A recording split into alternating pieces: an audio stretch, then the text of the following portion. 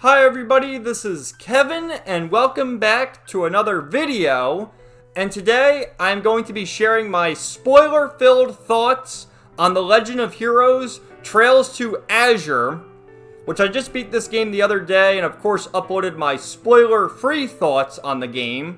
I call it thoughts because it's not a real review, it's just basically me talking about how much I love the game, and we're going to talk about all the spoilers, all the plot details, and just why I love the Trails series so much. You know, this is now the 5th game I played the Trails series, starting with Trails in the Sky first chapter, and I have never seen another franchise like this, especially in terms of video games, where we have characters and plot points from the first game, Trails in the Sky first chapter, that are still relevant even 5 games later and integral to the story in a certain sense in Trails to Azure. And I was very apprehensive at first about starting Trails from Zero and Trails to Azure because of how much I love the Sky trilogy. And saying goodbye to the characters at the end of Trails in the Sky the Third, you know, Estelle and Joshua, Kevin and Reese, and all their other friends, there's a really emotional goodbye scene. And I'd heard people hype up the rest of the series for me, obviously, like, oh, you gotta play Zero and Azure, you gotta play Cold Steel, you gotta play Reverie, you gotta play all these games. But going on that journey of all those characters across 3 games, you know, the expectations were high, and I was scared to start Trails from Zero because I didn't think I was going to get anything else like it after seeing what Estelle and Joshua went through, and then, in particular, with Sky the Third, what Kevin and Reese went through. But I was proven wrong.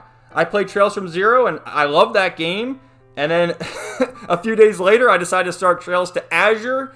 A little over a month later, I finished Trails to Azure, and I'm at the same crossroads where I feel the same way, if not even more emotional at the end of Trails to Azure than I did at the end of Trails in the Sky the Third. And I asked the same question, like, am I going to get those same feelings going through the Cold Steel games? Because, you know, again, this is spoiler filled, so we're just going to talk about everything. My big grievance at the end of the Sky trilogy was, am I going to see Estelle and Joshua again? But of course, we saw them again in Zero and again in Azure. And my question at the end of Azure is, am I going to see Lloyd Bannings in the SSS again? And I'm pretty sure I am. Like, I've seen the cover of Reverie. Reverie's like the big epilogue crossover to all the games. So I answered my own question. But at the same time, you know, Estelle and Joshua were important characters in Zero and Azure, but they weren't as important as Lloyd and the others.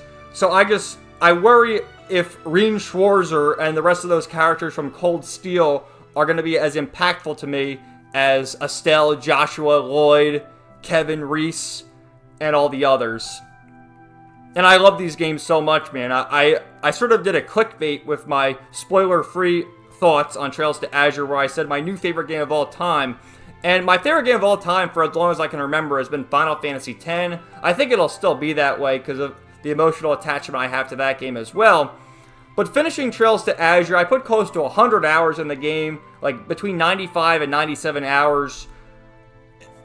Just the roller coaster of a game it was, from the emotional moments to the fun slice of life moments to, you know, the laugh out loud moments. There's really no other games like it. So is it my favorite game of all time now? I guess it is. But at the same time, I don't know if I can dethrone Final Fantasy X because that's something else. But yeah, if you couldn't already tell, we're almost at a 5-minute intro. This is just going to be rambling about the game. It's basically going to be a podcast type video, but I am going to have graphics on the screen because, you know, you have something to look at. And the way I'm going to structure it is, in the extras menu, you can see portraits of all the characters. So I'll show them on screen, say a little bit about each character. There's also some cutscenes and movies to get to. We can watch the opening and the ending. And then I have a ton of screenshots to get to and just talk more about certain things. And another thing, too, I should just mention is how well written all the Trails games are. They're extremely well written. I fucking love it. So anyway, let's get to it. The extras menu. Okay, we got a good one here. So the title screen changes each time you boot up the game. I'm glad we just got this one of the SSS building because there's more. What is the spoiler discussion? But there's more spoilery ones of the Azure Tree and Zeit as the Divine Beast, the Divine Wolf.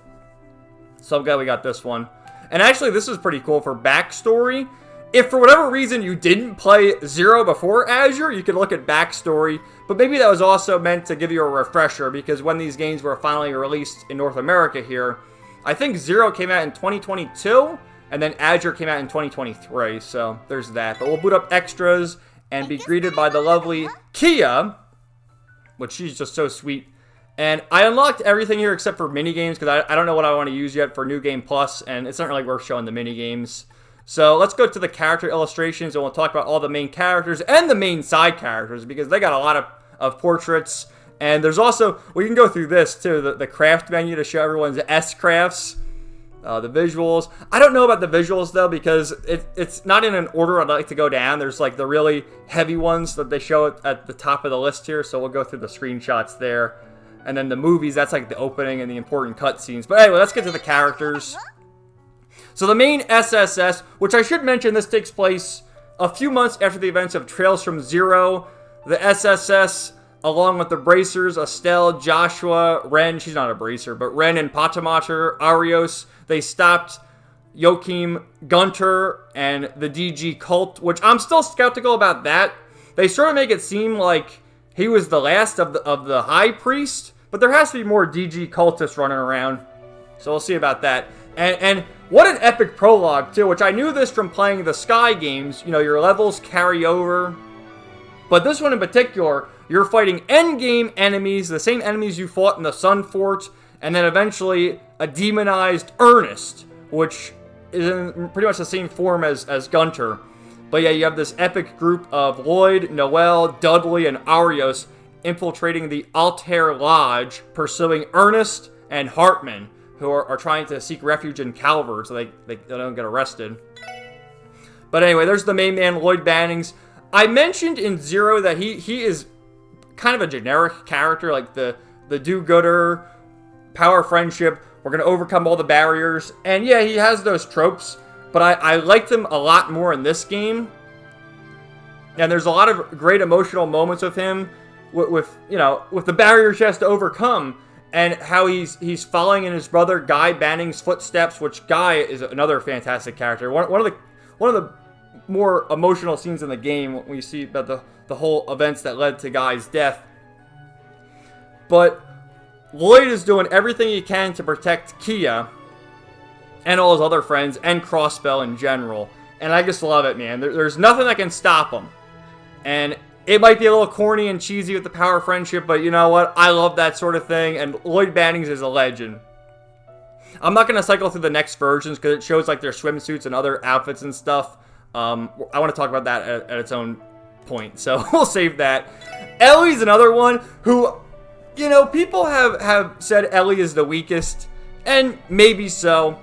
But to me, she's there as the love interest for Lloyd. It's kind of the similar, which actually Joshua has a more interesting backstory with his connection to Ouroboros and stuff. But like when you think of the Trails in the Sky games, I think of Estelle, and Joshua's a second. So with Zero and Azure, you think of Lloyd and Ellie sort of the second as the love interest for him. And she's also like the glue that holds the whole group together. She's like the motherly figure for Kia, the older sister figure for Tio, and she's probably the most intelligent of the group. Well, actually, maybe Tio is probably the most intelligent. What am I saying? With her orbital technology and all that. But you get what I'm saying. I like Ellie quite a bit, and I think she serves her role well, especially as the love interest for Lloyd. Tio Plateau, of course. I love Tio in Trails from Zero. I love her here. She has her snarky remarks all the time. The Tio stare. You get a lot more lore with her and Mishi, because you finally make your way to Michelin Amusement Park, and you see Mishi in the flesh, and there's actually a side quest where the guy in the Mishi costume is sick, or he's running late to work. I forget what the whole story was. So Lloyd has to put on the Mishi costume, and Tio is awestruck. She's like a kid who found out Santa Claus wasn't real. She's like, what do you mean Mishi's in a costume? I thought Mishi was Mishi. And then she puts on the Michette costume, which is Mishi's sister, and what a fun moment there. Tio's great. I feel as far as plot significance, it's more impactful in Zero because of her connection to the DG cult, which... Another interesting thing, the Altair Lodge in Calvert, I believe that was the lodge that Tio was at. That's where they were holding her hostage and doing the experiments on her and shit. But Tio's great. I love her. She's another one. Again, I already mentioned the snarky comments. Her connection with Zeit. The fact that she puts everyone in their place. Like, Randy says something out of line. She tells him to knock it off. Chief Roberts from the Epstein Foundation, he's always getting in on stuff. And she's like, oh, silence, Chief, put him in his place. And there's a funny moment near the end of the game when our heroes are getting ready for the final battles and such. And Chief Roberts is like, I'll get an orbital staff and fight too. And she does the Tio stare. Like, no, you won't. You're not fighting, old man. So, Tio's great, man. I love her. Randy Orlando, another one of my favorites from Zero, and even better in this one, because you learned a little bit about his backstory in Zero and his connection to the Red Constellation Jaeger Corps, and how he is the son of the war god, Baldur Orlando, and they refer to Randy as the Red Reaper. And in this game, you meet his relatives, his uncle Sigmund Orlando, and his cousin Shirley Orlando. At first, I kind of thought it was stupid that they went that route, like the uncle and cousin. I thought it would have been better if it was the father and say his sister. But the way they told the story works very well. And Randy is trying to escape his dark past and how he murdered so many innocent civilians. If you do his bonding event near the end of the game, you learn that the reason why he eventually defected was he was leading a battalion and one of his best friends was caught in the crossfire and they killed a lot of innocent civilians in the village and he decided to leave. But at the same time, Sigmund has not really a moral code, but his hierarchy and honor to a certain extent, where he hasn't assumed the role of war god, because technically Randy has it after Baldur had died in battle. And I believe it was Baldur, the leader of the Red Constellation, who fought Zephyr's commander. And if you remember, Garcia Rossi was the second in command to Zephyr. So I thought that was an interesting note that the two of them fought and died in battle. Like, they both fought to the death. And Randy ran away from that all. And you see Sigmund and Shirley in this game quite a bit, and I'd say that they're pretty major villains, which another great thing about the Trail series is how there's more than one villain. There's twist villains, there's twist villains for the twist villains, and who's the real villain? Like, I don't even know who the real villain is at the end. I can theorize when we get to them, but I'm not really too sure. But yeah, Randy's great. The older brother of the group. Gotta love him. Noelle Seeker. So she was kind of a minor character in... Well, not really. She was a minor major character in Zero, if that makes any sense. And a cool thing, I mentioned the prologue, where you had Lloyd, Noelle, Dudley, and Arios infiltrate the lodge. Well, at the very start of the game, after the prologue, in Chapter 1, when they make their way back to Crossbell, the main party is Lloyd, Ellie, Noelle, and Wazzy, because Tio and Randy are taking care of business elsewhere. You have Tio at the Foundation, and Randy is with Muriel doing drills for the Crossbell Guardian Force. So we get a lot with Noelle. She's part of the SSS now, formerly with the Crossbell Guardian Force, and it's not really an internship because she eventually does go back to the Crossbell Guardian Force, but she's with the group for a while, so I'm glad she was able to join the party, and you get some interesting backstory of her and why she is so dedicated to protecting Crossbell in regards to her father dying in the line of duty. And I liked her quite a bit. What can I say? I like every character. Honestly, I'm going to say this over and over again. There's probably not a character I dislike in this game. They're all so good. Okay, Wazzy Hemisphere, the absolute legend. Look at his outfit, man. He's got... well, at least he's not wearing the midriff anymore. He's got his choker and his scarf on. But, yeah, Wazzy, he was part of the Testament gang. I'll just say it now. In this game, it's revealed during the Fragments chapter that he is the 9th Dominion of the Gralsritter. And he's been undercover in Crossbell for 2 years, trying to figure out what people they're scheming there, what Ouroboros have been scheming. And him and Abbas were there undercover. And Wazzy is just hilarious, man. Like, early on, you get a car, and he's talking to Lloyd like, oh, dear leader, I can't be doing this walking. Drive us around, will you? Or if we're not going to take the car, won't you carry me? And he says stuff like that. And there's another line, which I still don't know what the hell he meant. they're like arguing about something. Lloyd's gonna go alone, and Wazzy says something along the lines of, "Oh, listen, honey, you want to start comparing septic lines? Like, what the fuck did he mean by that?" It's just the most random line, and Lloyd's looking at it like, "The hell are you talking about?" Which, yeah, Wazzy's great. I love the dude. Absolute legend. Once it's revealed who he really is, you get an awesome S-craft called Akashic Arm, and it's just so badass. I love him. Which I might as well just show you. There's his Gralls Ritter armor. Okay, we have Alex Dudley. I'm surprised it says it's Dudley, because Kia calls him Doodles. But Alex Dudley, this dude from the 1st Division, he's an absolute legend. In the aftermath of Zero, Lloyd was working with him for a while just to get more experience. And he does everything by the books. And he's a bit of a nerd, geek, whatever you want to call him. But he's another guy with a heart of gold. And I love Doodles. Which, yeah, there's his S-craft. When he takes off his jacket, it is like, Justice Hammer! That's his S-craft. Okay, Risha. So in Trails from Zero, us, the player, knew that she was Yin, like, right away. But Lloyd and the SSS, despite being detectives, couldn't figure it out.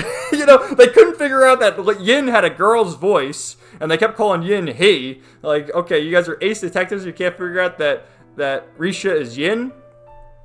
But yeah, she's from Calvert, she's in the Arkansas. She takes a liking to her new friends Ilya and Sully, as well as Lloyd and the rest of the SSS. And Shan. How can we forget Shan? And I loved Risha, her backstory, how she got the title of Yin passed down from her father. She's beautiful. I mean, just look at her. That's another reason. But yeah, she's a great. And what more can I say? I like Risha. That's Yin, because yeah, Yin joins the party as Yin, and then you actually get the reveal.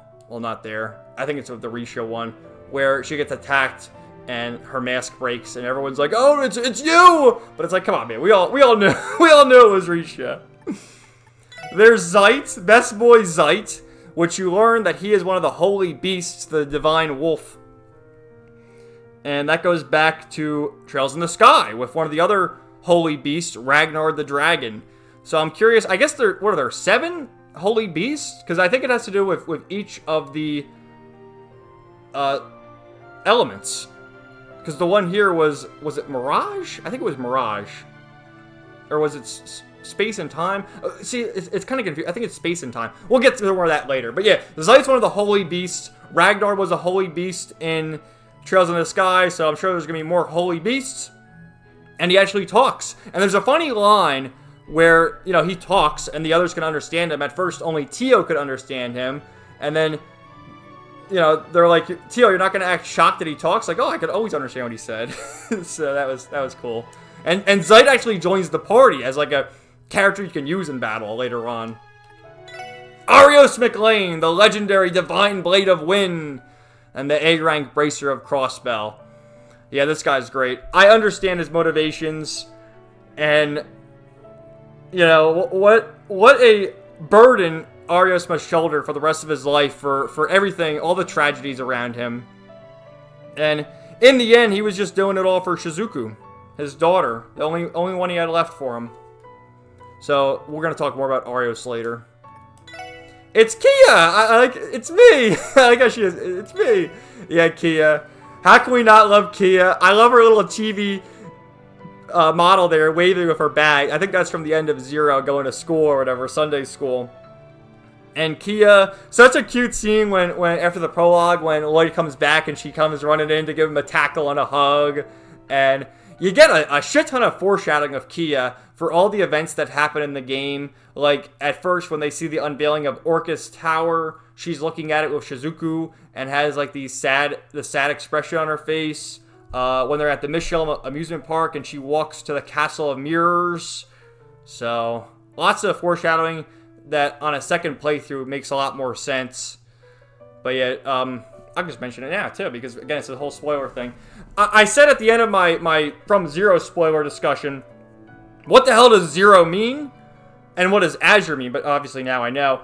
And I thought Zero meant our heroes start at the bottom and they're from 0 to hero, right? But no, 0 means Kia, the divine child of 0, right? And Azure, which Azure is a shade of blue, typically the blue skies, but in this game it's the Azure tree. So, and we learn later that Azure Zero Project is the big plan the villains are cooking. Oh, not Ilya, we went too fast. Chief Sergey! Yeah, Chief Sergey. You know, I kind of wish Chief Sergey was a party member. That would have been cool. But, no, he's not a party member. He's just the glue that binds the SSS and is telling them, you get him, kids. And cheering us from the sidelines, has his own resistance group later on with Dudley and the rest of them, the other detractors. And he's great. I love Sergey. Cecile! Aw, Cecile. Lloyd's big sister and Guy Banning's widow. And there's a line once Zeit joins the party and you can go to the hospital, St. Ursula Hospital. There's like a scene with Zeit and Cecile. And Zeit acknowledges that like the spirit of St. Ursula embodies this woman, you know, because how kind and you know, just great she is. So I thought that was nice, and she's great, man. Let me show you, is there the other outfits? Oh, they're showing the bikini outfit right away. I wanted to save that for its own segment, but yeah, all the characters get their bikinis.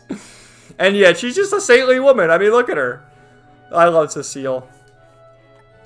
Shizuku McLean. That's Arius' daughter. And she was blind. She lost her eyesight in an accident 5 years ago, which also took Saya McLean, her mother and Arius' wife, now widow. Or I guess, yeah, wife, she's been deceased. And she's been at the hospital to regain her eyesight. And Kia, with her powers, the divine child of 0, is able to bring back her vision. And you get this, like, her eye, so beautiful, man. Look at her. And there's another one with her going out outfit. So, yep. Another important character. Ilya Platier, who is the leader of Arkansas, and I guess now the mother figure or big sister figure to Sully because she adopted Sully. Which that's something, you know, if you play the Trails games, you gotta go through every side quest because you just should. But Sully was relegated to a side quest in 0, and now she's a main character of a portrait and a really important scene, which is the catalyst for the second half for Risha and Ilya. So yeah, you know, what can we say about her? She's just beautiful and great. There's Sully, who I already mentioned. She's taken in by Ilya. She's part of the Arkansas trope. And there she has her hat. And that's her outfit when she performs. There's Fran! So that's Noelle's younger sister. She's the support. When you do request, she's the one who always answers you. And she's cheering us on until the end. There's Sonia. She's one of the commanders of, I think in the 0, she was in Tangram Gate. Whatever gate she was at in 0, they moved her to the other gate. She basically got a promotion. And the other guy, who we didn't see at all in 0, who got the Gnosis pills and was influenced, has been let go or fired or disciplined. And there's another guy named Douglas, who's the other commander. But he doesn't have a portrait. Muriel, she has a portrait now, which she didn't in the first game. And she's kind of like the love interest for Randy, too. Because Randy's always teasing her, and she's teasing Randy. She's kind of like a tsundere with Randy. But she's great, man. When Crossbell's fate has been decided, she's one of the few resistance out there who's put up the fight to the very end, trying to liberate Crossbell. And I liked her quite a bit, man. In the beginning, too, when I mentioned that, you know, Randy and Tia were doing other things, Randy was with her doing drills with the Crossbell Guardian Force. Jonah Sacred! Oh, I love Jonah, man. This guy, you know, I don't think people really care for him because he's another one. Maybe they'll say he's cringe because he uses the words like normie. Like he calls Lloyd a normie. And I wonder, like, what is that translated to originally in Japanese? You know, that's how he talks, though, because he's a hacker. The hacker extraordinaire, trying to get to the Geofront to get on the orbital net. And he's one of the characters who gives us the info we need. When no one else has the info, he's, like, hacking away, getting that info, sending it to Lloyd and the rest of them. And he's good friends with Tio. Well, maybe acquaintances. I don't know. I picture the two of them as good friends. And Chief Roberts is trying to be like the father figure to him. It's funny how Chief Roberts gets abused by both Tio and Jonah. Wald Wales. So Wald is the leader of the Saber Vipers in the downtown district and always shooting with Wazi. And as I learned more about Wazi, I kind of thought that there was more of a history, like Wald was affiliated with the Septian Church as well, similar to Abbas, but he was just there. He probably had the downtown district turf to himself, and then Wazi came in, he's like, oh, what's this fucker doing? And you know, just sort of going back and forth with him. And they had, like, their strengths and weaknesses where Wazi was more agile and, I'd say, more intelligent, and Wald is more of a brute and not as smart. So they're always going back and forth. And I never thought he was a bad guy, because even in Zero, him and Wazi teamed up with Abbas defending Crossbell. And here, he gets pissed off at Wazi because he joins the SSS when they're the gang members. And they have a confrontation in the rain, which is a fucking Kino scene. And Wazi beats the shit out of him and puts Wald in his place.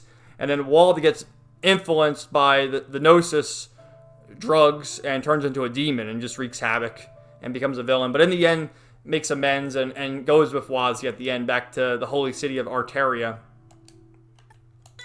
Garcia Rosie! What a fucking legend, man. So honestly, I love so much about this game, but I think my favorite moment in the entire game is the Fragments chapter, which, after a shit ton of events happen, Lloyd and the rest of them are arrested. Lloyd is in jail. Noel's actually the one who arrests him, and he's in jail. Appears like he's talking to himself, which I think he is, because he was talking to Noel, then he's talking to himself, and then the camera pans, and you see across from him in the other bed is fucking Garcia Rossi, which I loved Garcia in Trails from Zero, because, yeah, he was a villain, but he had his principles and his own beliefs, where he didn't want to use the Gnosis in Zero, he fought against it, and he had, like, a moral code to him. And he gives Lloyd a bit of a pep talk, like, you're the same punk who arrested us and took down the Mafia. What are you doing? You know, just getting all depressed. Come on, you gotta do something. And he helps Lloyd Bannings break out of prison. And it's so fucking epic, because it starts out, you know, you don't have your equipment.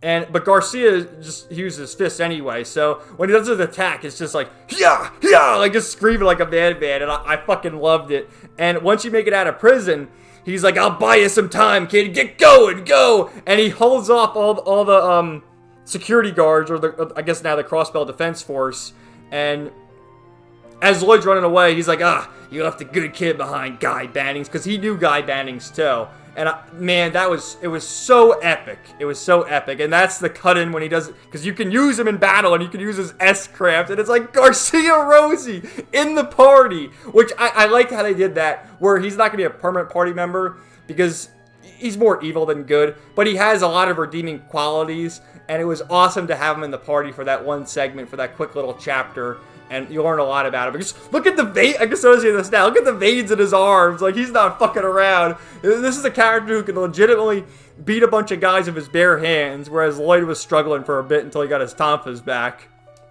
Oh, man, I loved it.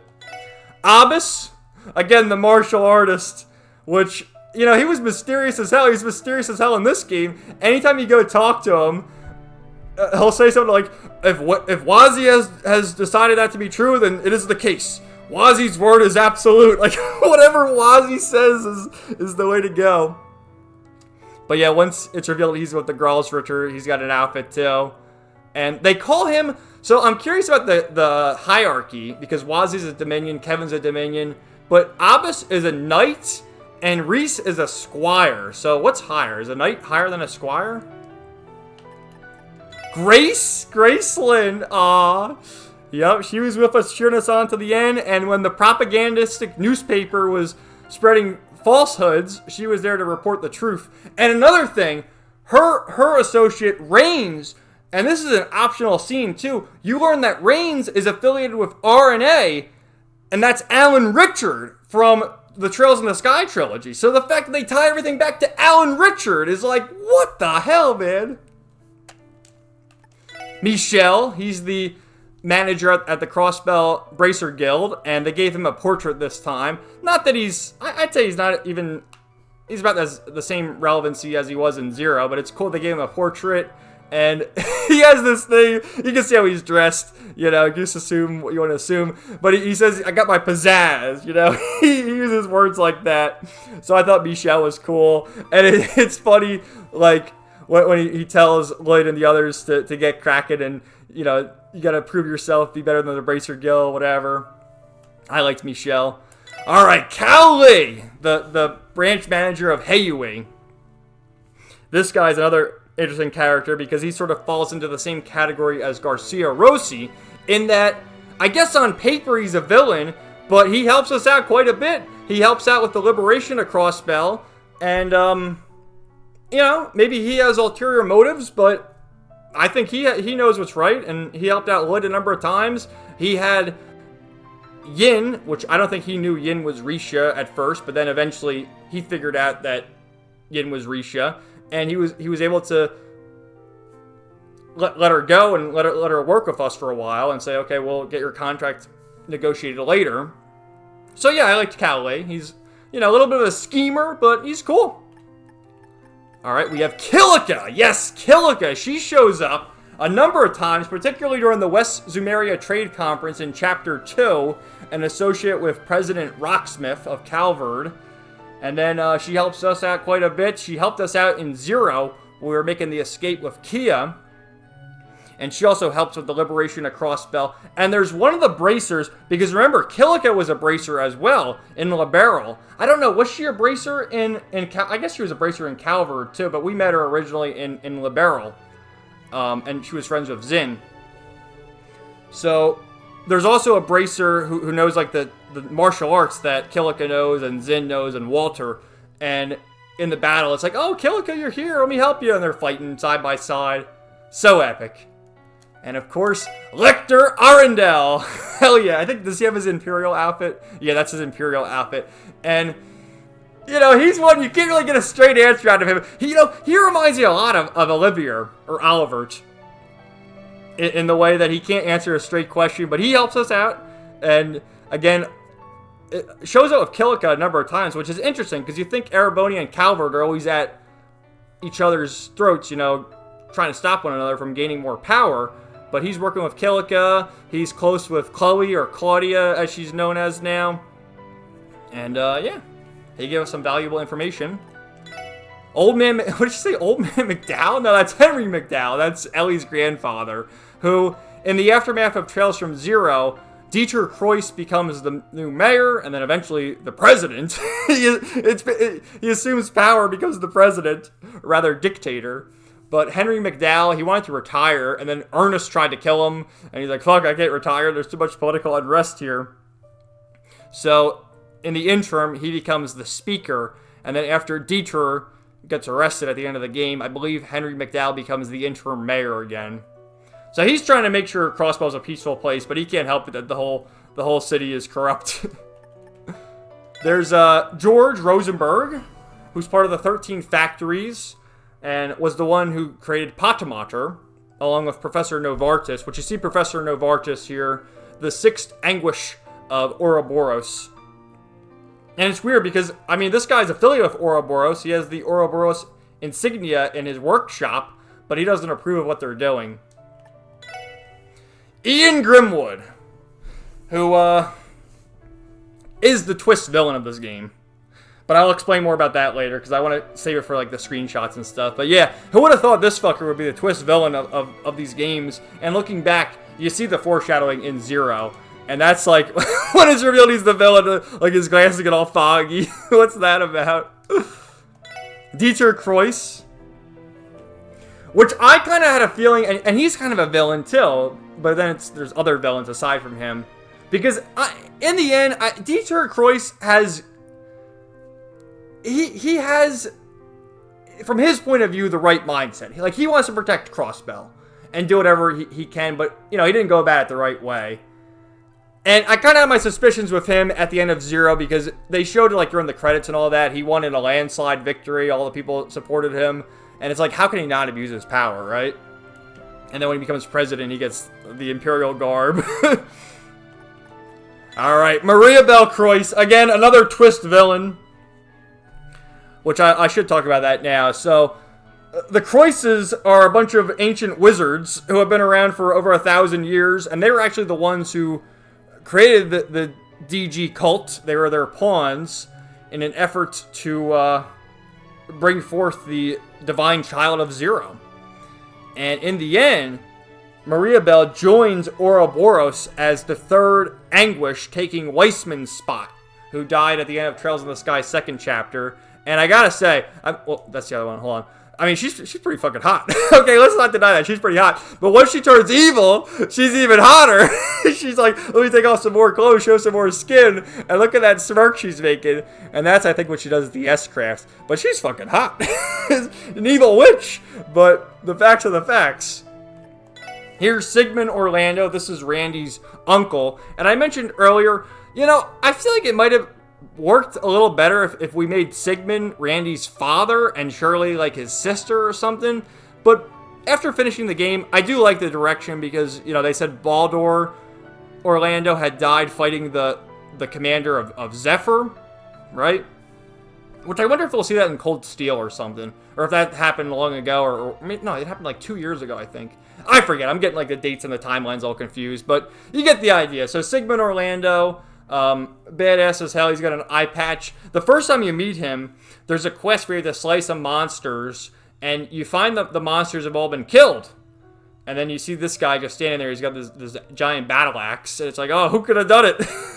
And he's talking about the storm coming. So, yep. There's Shirley Orlando, which I think they said she's 16. So, and Randy mentioned that too, that they trained him at a young age. So they start him young.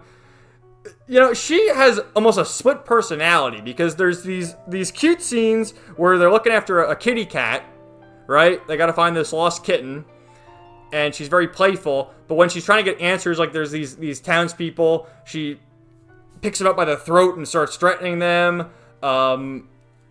She leads the assault on Crossbell later on, killing people and injuring others, and she's crazy. And then, like, other funny scenes, I think the first time you meet her, Lecter's at the casino, and he's with them, with Shirley.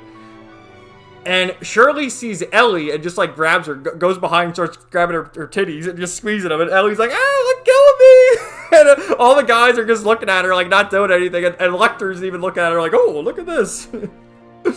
Oh, man, it was hilarious. But yeah, she's crazy. And her weapon's pretty cool. It's like a gun, machine gun with a chainsaw attached to it. Alright, so yep, Ouroboros shows up. There's quite a number of Ouroboros people. Well, there's even more than this, but these are the ones we see. Our boy Campanella the Fool, who we saw in the Trails in the Sky games. And he is Enforcer number 0. And I thought it was interesting, his S-Craft is called the Imitation Salt Pail. And we know about the Salt Pail from the prior games. The Salt Pail came down and destroyed North Ambria, which led Weissman to, you know, become a member of Ouroboros. And then Kevin was the one who turned Weissman into stone with the Salt Pail. And then Campanella killed Weissman, which he's pretty fucked up. But yeah, Campanella, I don't know, he's just like a trickster. I guess he's evil, but he kind of has like a joking personality, and you think he's not evil, but no, he's evil. And you fight him in a boss fight. It was cool you got to fight him, because we've seen him in all these other games, and this is the first time we actually fought him, so pretty tough boss fight. Here's Professor Novartis. I mean, just look at this guy. Look at his haircut. His voice actor is great, too. He's crazy. He's in charge of the 13 factories and creating all the mechs, which he created Patamater. And in this game, there's 3 other mechs, the Ions, which show up. And you don't fight him in any battle, because I can't imagine he's...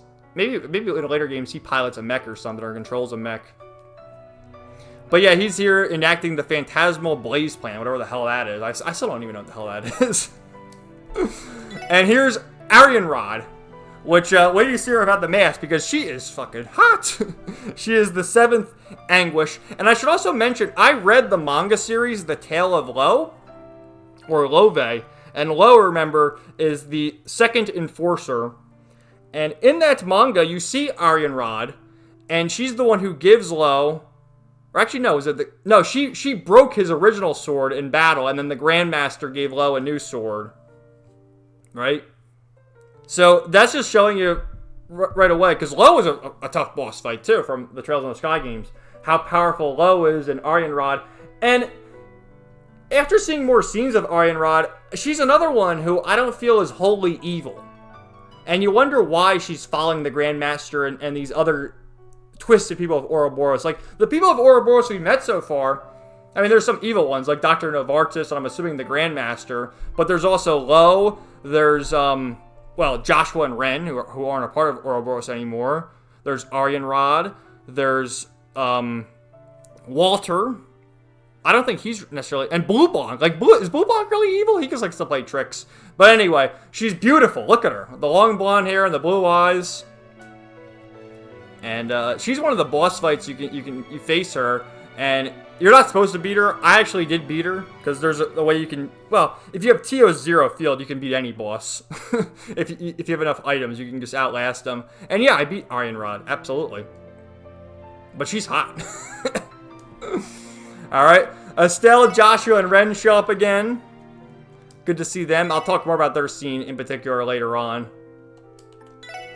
But it was great seeing all of them. The Brights.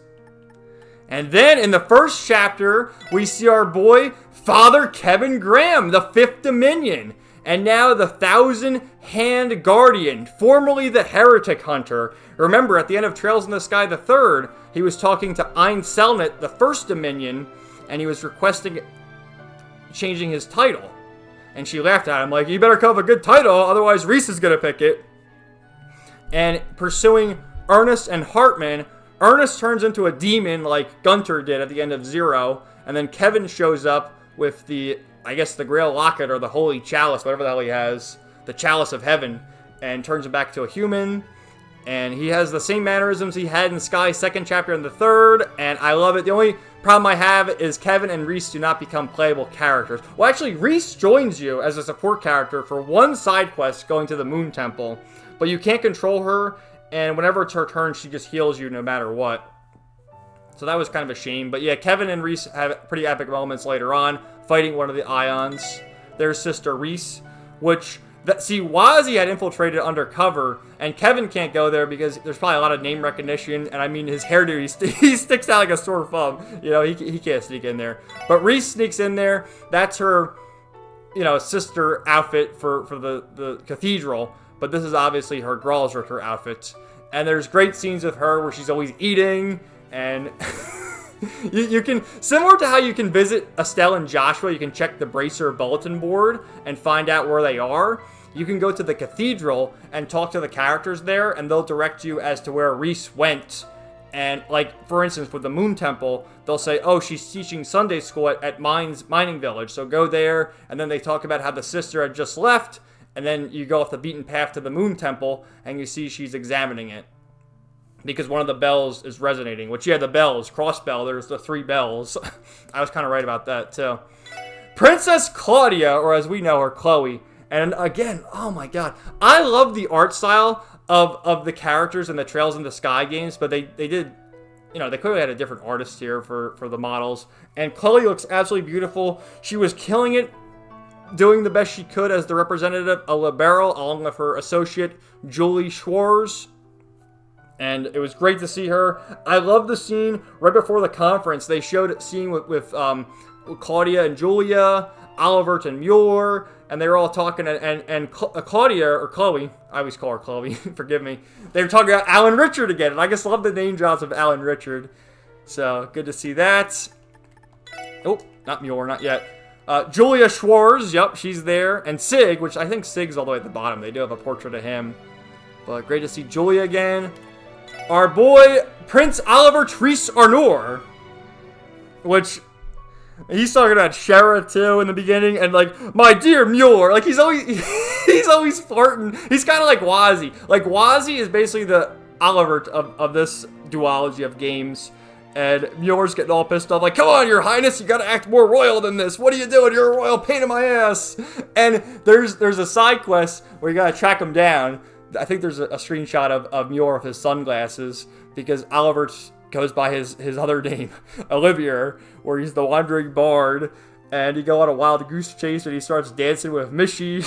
And he's like, my fine furry friend, I'd love to dance with a lady, but this will have to do. So... good stuff. There's Mueller Vander. My sword and soul are as one. Righteous witness. And he's fucking awesome. That's his undercover form. There's the Blood and Iron Chancellor Gileath Osborne, which we first heard of him in the Sky games, really in Sky's second chapter, but then we saw him in Sky the third. And I still believe he's going to be like the main villain. Especially when you get to Cold Steel, right? He has to be. So, he's scheming.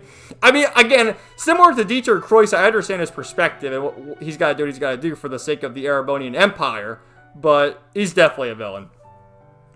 And it was funny how he was sort of colluding with President Rocksmith to show how weak Crossbell is. So there's President Rocksmith. He's the president of Calvard, and he wears a hat, because he got a receding hairline. His mustache, he looks kind of villainous, too. What's he gonna do?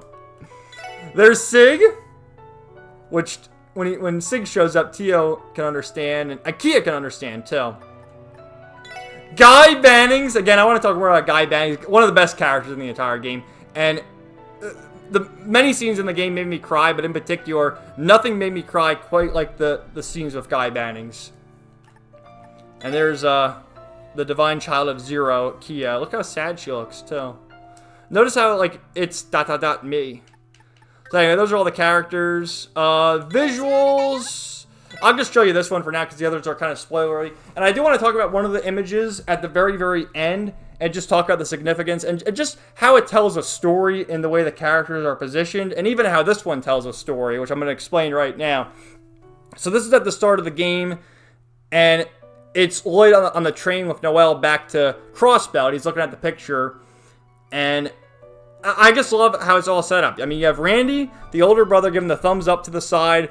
Zeit looking all noble. You have Lloyd next to Ellie, and Lloyd has both his hands, one on Kia and one on Tio.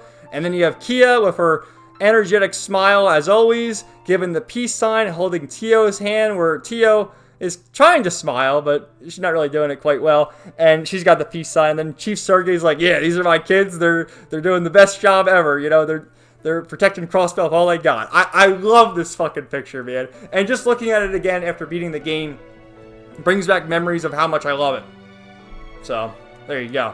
And there's more stuff, but I don't really want to go through that now. I mean, because it's like a lot of the spoiler shit. So we'll talk about that later. Oh, yeah, Phantom Thief B, this fucker. We don't see a Blue Block, but he's messing with us in this game, too. There's the Master Quartz, which that's an addition to the gameplay. We have Master Quartz, can give you stat increases and more powerful spells. This is Randy's Enigma, of course. And there you go. This is, okay, if you get all the decorations for their rooms, especially for Kia, you get this cute scene where she's in a penguin outfit, which I think I have a video of that, so I'll show that later. Let's take a look at the opening, okay? Let's see that. We're just going to talk a little bit about that after it's over. I love the music too, man.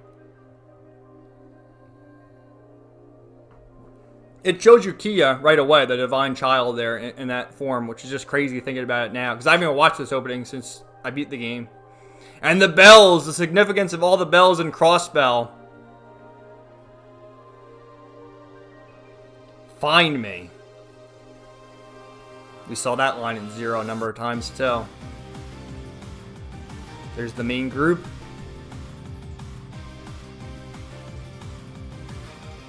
And I love, like, Crossbell is just a quaint city. Like, you can really go around and get to know all these NPC characters. The rain, the truth of the rainy day. Ellie trying to follow her grandfather's footsteps. Orcus Tower. Randy with Berserker. Oh, hell yeah.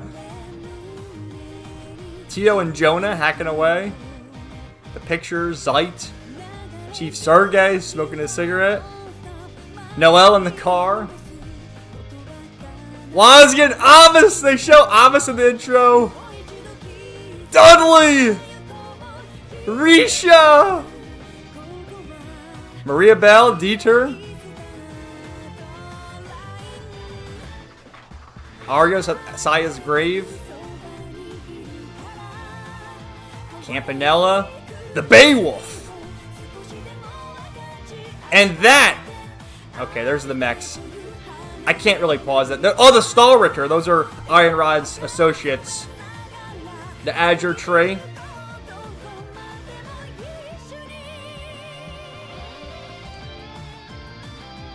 Guy Bannings. Lloyd, and you saw that they had Sergei and Arius too. Bringing a tear to my eye right now, man. It's unbelievable. But I wanted to tell. I can't pause this because of how it's just playing. But that briefly showed like this red thing, and at first I thought it was a red mech that the red constellation was going to use. That was always in the back of my mind. But really, that red thing is walled with his demonization. So here's some more cutscenes. There's a lot of cutscenes in this game. You know, this is them coming back to Crossbell. Lloyd and Noelle. And that's the main theme that plays during Crossbell in the background. So it's cool. Pretty much every chapter you get to see a scene like this. There's Orcus Tower, the unveiling of that. Which they had like the curtains around it. And the music, man. There's so much to say about the music. When I go through the screenshots, I have a playlist of the music I'm going to play, and maybe I'll comment as I hear it. Because I'm going to be listening to it with you, obviously.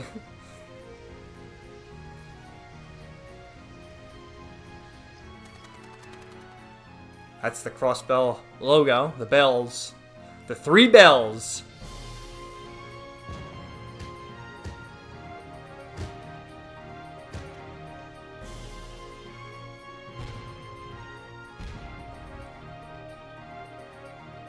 Alright. That's Palm Parade. We're gonna save that. I wanted to show you this, the ions. This is straight out of Xenogears, man. And I know there's been mechs and a ton of other things. You know, mecha anime and such, but the designs on them look straight out of Xenogears. And it's just the ominous music and the noises these things make. Just listen to it. It's crazy, man. The descent of the ions from the heavens. And they have like different strengths and weaknesses. Like there was the blue, the white, and the purple one. That's the white one. That's like the most powerful. Just obliterates everything. Like you hear this, oh man, it's just the sounds are creepy, man. The purple one, that it turns into like a jet almost, and then that one is on the ground. That's the one Potomater fights. The purple one's the one Kevin fights in the air. So just some really cool shit. And we'll talk about the ending a little later. So yeah, I'm gonna go to some of my screenshots now, I suppose. Okay, I wonder how many screenshots I even have. We're gonna go real quick. Yeah, over 4,000 screenshots. So yeah, I took, as I play the game, if you have a PS4 controller, you can take them easily, which is what I did. And Prologue, Traces of D, where you have, like, look at this party, man. You have fucking Lloyd, Noelle, Arius, Dudley, and they're just going in there. And you get flashbacks remembering that this is where Guy Bannings rescued Tio at the Altair Lodge. They're making their way there. This is like the tutorial to get the new Enigmas, Enigma 2 and the Master Quartz. And a new thing to this game with the abilities is Team Rush, where you get this awesome cut-in. Or what was this in? Yeah, you know what? I think was it in 0 too? I don't even remember. It's been like, what, 2-3 months since I played 0, so forgive me. But yeah, you get these cool effects of these characters to do extra damage. And I love seeing Arios and Dudley in there and just kicking ass. The chest, I should mention too with the chests. I missed one chest. I would have got the trophy if I didn't miss the one chest, and it's just like, what the hell, man? How could I do that? So they make their way here. And it's funny because Hartman is almost like being held hostage by Ernest. And that's Ernest's goal is like, I'm going to take you as leverage. We're going to get the hell out of here and go to Calvard. Come on, like, oh, let me go, Ernest. Let me just go back to Crossbell. Which, yeah, that was the thing with fucking Hartman. He went to the Paradise Lodge. So it's kind of established that he's a pedophile. At least that's what they imply. They don't outright say it, but that's what's going on there. And Ernest, he's scheming away. And you see, though, his eyes are back to blue. They were red when he was influenced by the Gnosis. And he was like the aide to Henry McDowell, and he tried to assassinate Henry McDowell. So they got to go fight him. They're making their way here. Here's another one where Lloyd's getting a flashback of his friends. Like, we got to make it out of here and reunite with them. Remembering all the others. Fran and Chief Sergey. Zeit, who's just going wolf. Like, could Zeit always talk, or was he hiding that? I mean, obviously he could always talk, but why was he hiding it from Lloyd until the Fragments chapter? And Kia. And this music, by the way, you hear in the background is called Traces of D, which played during this dungeon. Really creepy. So as they make their way there, they're remembering what Gunter had said, how he could see everything. And at the end of Zero, the truth behind Kia's disappearance, the truth behind your brother's murder, and the inevitable fate of Crossbell. So Gunter with the Gnosis, and remember, Gnosis means knowledge. He knew what was going to happen in this game. He knew. And then they confront him here, and there you have it, his eyes have turned red, and he turns into this demonic being, which is so fucking epic. Again, how, like, you start this game with the end game enemies and the end game boss from Zero. That's just crazy, man. So they're kicking his ass. It is actually kind of a tough boss fight. I think, so you can carry your levels over. And I did grind for the level 50 trophy in Zero, so Lloyd was level 50. But I think if you don't get that high a level, it'll just start you at level 45 or something. And Noelle is level 45. But then Dudley, I think, is level 60, and Arios is level 65. So it just shows you how OP they are compared to us. And they have a whole lineup of quartz, whereas Lloyd and Noelle only have one, and they have the Master Quartz. So they're really overpowered. And this guy's ready to explode. Like, we gotta get the hell out of here.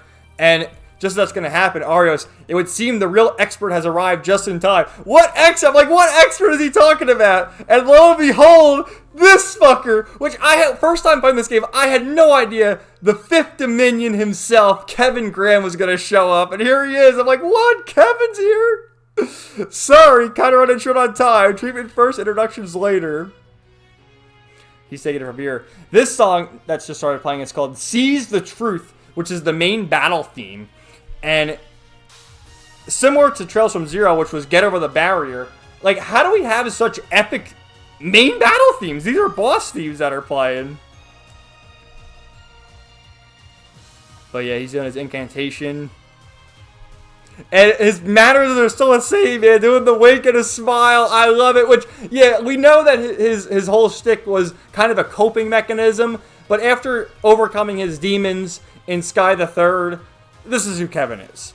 And luckily, he has the light in Reese to guide him. And it's a beautiful thing. How's it going? Name's Kevin Graham, member of the Septian Church's Gralsritter. And they make their way into Altair. I guess this is the first time you've ever been to Calvard in these games, which maybe you go to Calvard in the Cold Still games as well, but as far as I can tell, that's going to be Trails Through Daybreak, right? That takes place in Calvard. And that was what the Archbishop Aralda at the Crossbell Cathedral said. And actually, George Rosenberg said that as well, that Ouroboros nor the Septian Church get involved in Crossbell affairs. So Kevin's not going to Crossbell. And he sends someone else to go in his stead. Which, there she is. Look at her. He took her sweet time. She got her bag of bread and other desserts. And we see Reese Argent. Oh, she's so cute, man. I was so happy to see Kevin and Reese right away. And knowing that they haven't changed one bit, where Kevin's still doing his, goofy antics. And Reese is eating her sweets and her bread. And it's a beautiful thing. Yeah, what's she saying? Fresh from the oven, exquisitely sweetened, they're delicious. So, they're gonna send Reese there to go undercover. And here they are on their way back to Crossbell. We accomplished the mission. Alright, let's just fast forward a little bit more. Here's Kia greeting Lloyd. Is that the one where she's giving him a hug? Yeah, she's giving him a hug. Aw. Her tackle, her famous tackle. And then you see Ellie with Sergey. And that's when I said earlier, the main group to start is Lloyd, Ellie, Noelle, and Wazzy. And here's Wazzy. Well, I wouldn't do this for anyone but you. I'm glad I can be of service. Yeah, why are you... he's giving Lloyd a hug. Why are you nuzzling up to me? I don't want Ellie or Kia or Noelle. Leave me alone, you weirdo. Hey, you want to compare septic lines, Lloyd? Oh, man. What's this one? I take a screenshot of that. A few days ago, the 1st Division's Intel network received unconfirmed accounts that the Imperial Oh, Lecter! Yeah, Lecter's here already. You gotta find Lecter. I think that's the main quest. We gotta find Lecter Arundel. And they recount when they first saw him at Michelin in Zero. And Dieter is now the mayor. You can feed Zeit and Kope. I love, too, how Zeit's always chilling with Kope. And when Tio finally comes back, she's like, have you guys been feeding Kope? Yeah, we have. Don't worry, Tio. I got the powerful quartz. So, yeah, Kia is off to school with her friends, Ryu and Henri. And we get Chapter 1. Bright skies, gathering storms. I almost thought, like, bright skies, is that the brights? Nope, it's literally what it means. We have bright skies, but the storms are going to come and the crazy shit's going to happen soon enough. So, oh man, Grimwood right away. And the Hayworths, checking on them. And man, look at this. Although I still regret not being able to thank the girl who helped you that day as well, talking about Ren. I think deep down, Harold knows that was Ren. But he doesn't really want to admit it because he doesn't believe it's possible because he still thinks she died in Calvert in the fire, and it was his guardian angel. I still hold out the day we can properly thank her. Such an emotional series, man. These characters and the things they've gone through. Even Colin too. I missed the purple-haired girl you talked to before. I hope I get to see her again.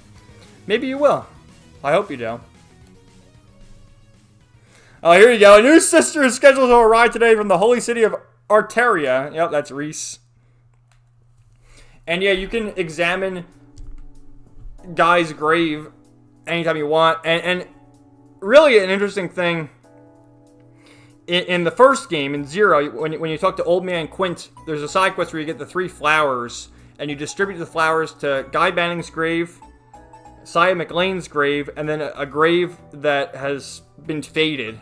And you find out who's on that gravestone.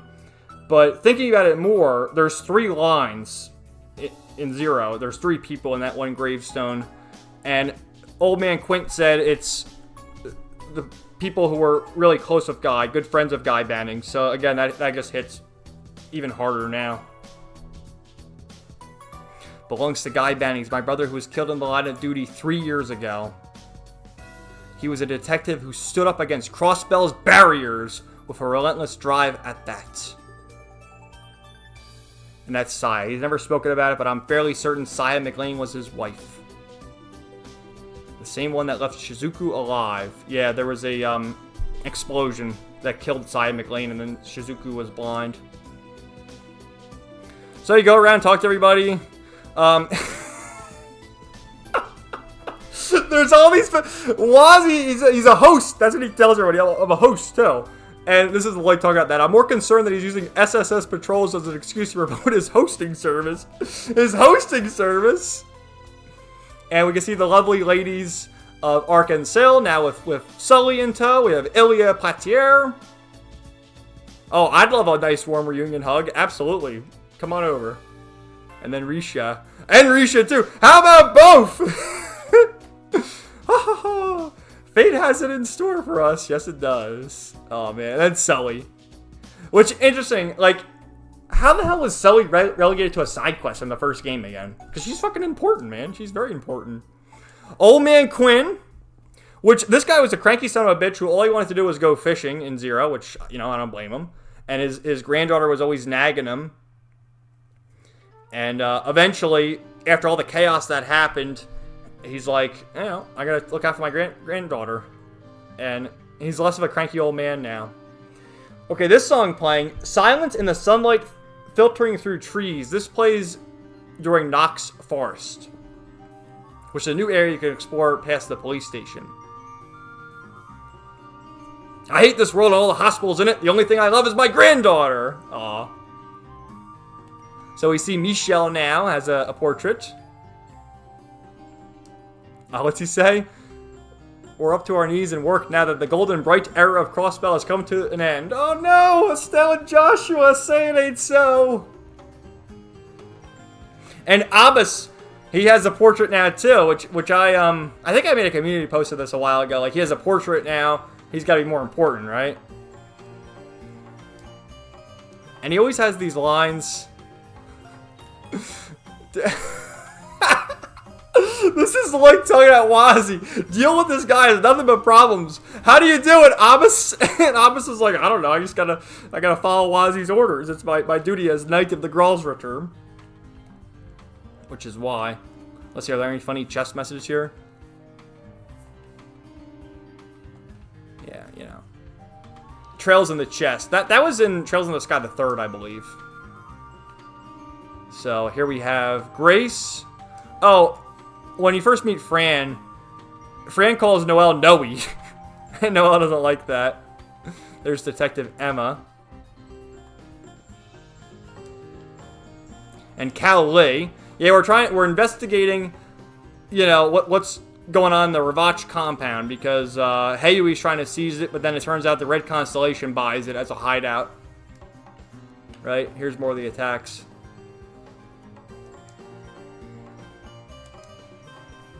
There's Lecter.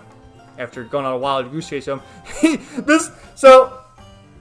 Cooking is kind of a side quest, but you get the cooking notebook from Zhang Hu. And here's Lecter just in the kitchen with him, which I'm surprised Zhang Yu didn't just throw Lecter in the wok there and start frying him up, because he hates people in the kitchen.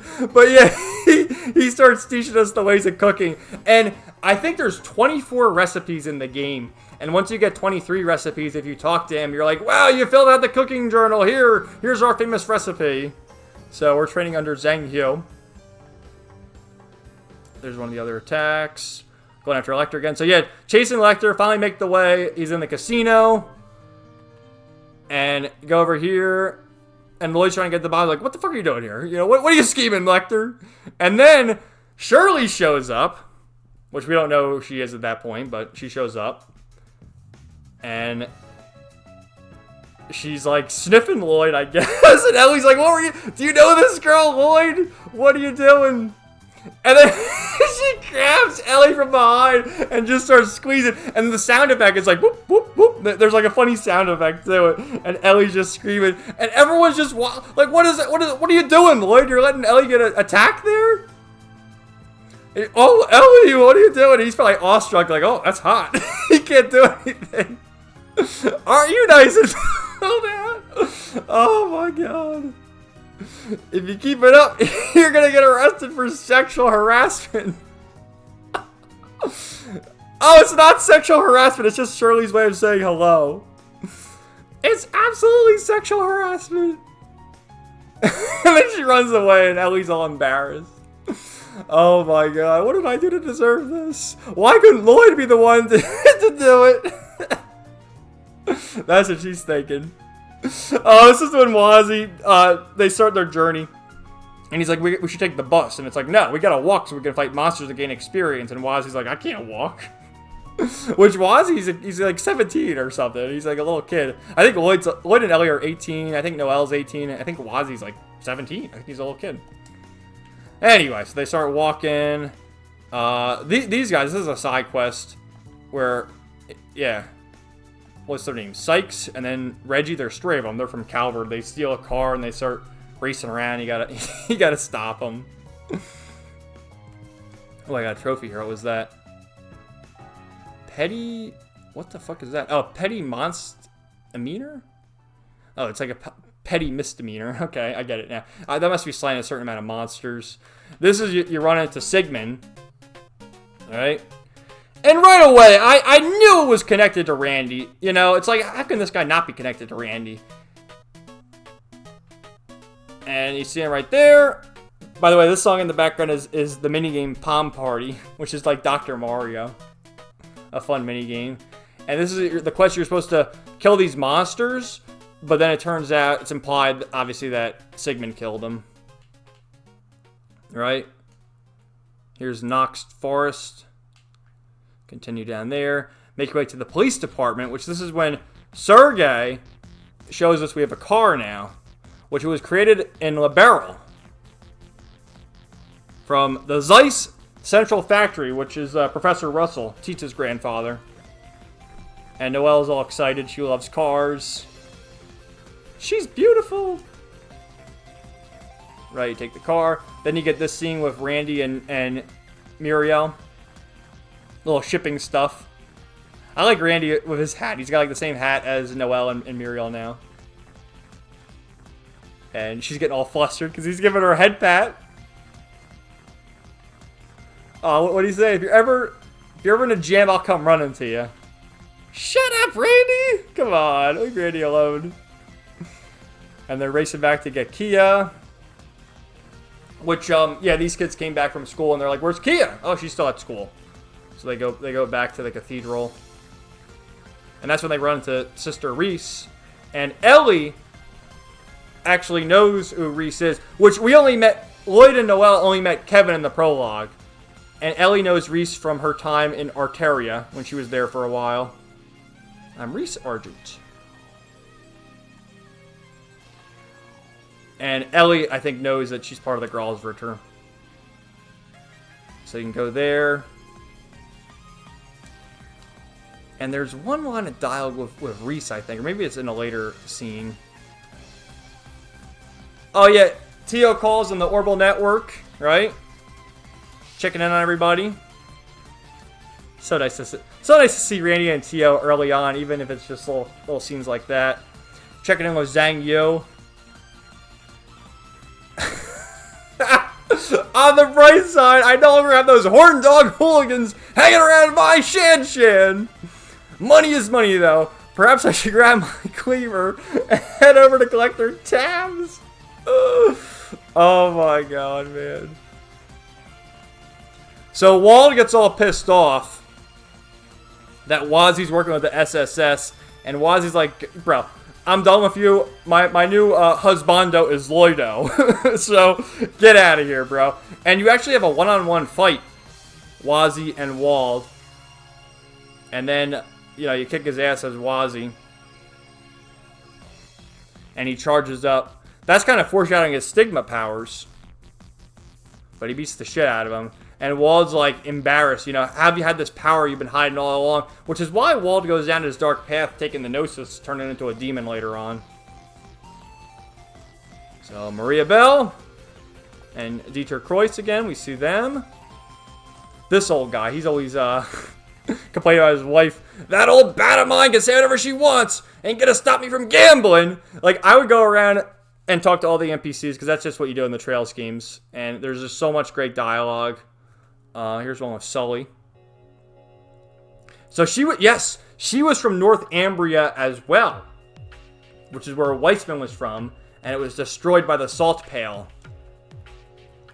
And this line got to me too, where, you know, she's just praying about, what did she say something before that? Yeah, Sister Marble. She recognized her probably because of her hair. "Would you be the younger sister of Rufina Argent?" And just that line of dialogue, like Reese reflecting on her older sister Rufina, with her eyes closed, ... and this solemn expression, it just brings back the feels from Trails in the Sky the Third, man. Just one little line of dialogue, how everything just ties it all together and makes you feel a certain way just because of how well these stories are written. So, this fucker, Lord of Lake Lord, he shows up and he takes control of the fishing branch. And that woman there across the counter, she was in Amaroka Village in Trails from Zero and wanted to join the fishing guild because there was always a fisherman in the village, but she was afraid to ask him. She was too shy. And then eventually becomes like the secretary here by this asshole from the Erebonian Empire. So that's the first round of Palm Parade. I think that was against Chief Roberts, but it's basically like Dr. Mario. And you get an achievement by facing everybody. Which Tio, she's very difficult. I don't know how you beat her. Oh yeah, so I think Lloyd tells Ellie about Ernest, because in the end, Ernest like goes willingly. And there's actually a scene later on in jail where you can speak with him, and he says once he does his time and gets out, he wants to formally apologize to everyone. So I like that Ernest, despite being a villain, is able to make amends with people, or at least wants to. And again, I mentioned before the titles. I think I took a screenshot of pretty much all the titles. But as you put up the game, depending on what chapter you're in, you'll get a different one. That's the Altair Lodge. Taking in the view up here. I mean, this game is beautiful, man. For being on the PSP way back when, I think, what, 2010 or 2011? This is my type of game. So I'm just going around talking to everyone. You see Rosenberg here. And this fucker, Novartis, and Campanella, which I knew Campanella, but I never actually saw Novartis. This is the first appearance he's made.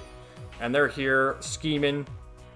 And because what I think they're trying, because he has Patomater in his workshop. He's keeping Patomater there, because it's not like Ren needs to use it for anything. So you can't really keep it in the shed in at the Bright House, right? It'd be out of place. So he's holding it for now. And they still acknowledge that Ren is number 15, the Angel of Slaughter. Even though I guess does she have to like formally resign, or can she just avoid them forever? And Campanella, like oil and water, you two. That's why, is Campanella really evil too? Because he's always cracking jokes. So you got them, and they just tell him to leave. You have no more business here. Get the fuck out of here, Campanella. And Lloyd's like, that didn't seem right. These guys, what are they scheming? Little did he know. So at the village, they're talking about how there's monsters. They got to go into the old mine, and they see this miasma, which is actually Mythic Roar playing right now, funnily enough. This is the boss fight theme against one of the monsters, the boss here, the Cryptid. Right? And the music's awesome. This is when you get burst mode. So burst mode, you get enough hits, and then you can activate it, you get a cool cut-in, and you can cast spells without having to wait a turn, gain more crash points, quit more quickly. Good stuff. So that's one of the monsters, and they're getting their ass kicked. And then Randy shows up and joins the party. And Zeit. Awesome. So he rejoins the party. Make your way back. And then these fuckers are scheming again. We're done here, shall we head back? In the meantime, the fool is needed elsewhere. Ha! I trust you'll do your worst. The 7th Anguish and I will be in charge of things on this end. So yeah, Aryanrod hasn't entered Crossbell quite yet. Now then, in the name of the Grand Master. In the name of the Grand Master. I, Enforcer number 0, Campanella the Fool. As the Grand Master's representative, hereby declare the Phantasmal Blaze Plan now in motion. Oh shit. So yeah, once Randy gets back, they mention that, you know, they seen this red-haired guy and this red-haired girl. What's up, Randy? Are these guys, what was that, your father, your sister? No, it's my uncle and my cousin. And he shows up and wants to have a talk with them. Dolphy. And, you know, and that's the end there. And they start learning more about the Red Constellation. Which, yeah, when Randy did his S-Craft Death Scorpion, this insignia shows up. Chapter 2, the West Zemuria Trade Conference. Which, again, we have fitting music for that, don't we? Wait, what is he saying? Well, that, I'm sure you can't bear... I thought he was saying something about Lloyd, but okay. So, yeah, is this feeding Kope? Oh, she wants to feed him. Yeah, you gotta feed Kope to get the powerful quartz. Aw, Michelle. He's looking after Shizuku and Kia. Which, yeah, maybe she did she meet? Yeah, I think she met Wazi and Noelle, didn't she?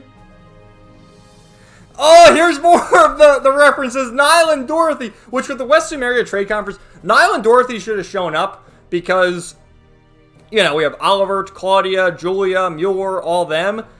And, I mean, Grace and Rains are there. And then they mention there's other people from the Liberal newspaper who are there in their place. It's like, what the fuck are Niall and Dorothy doing? They should be here. They should be there.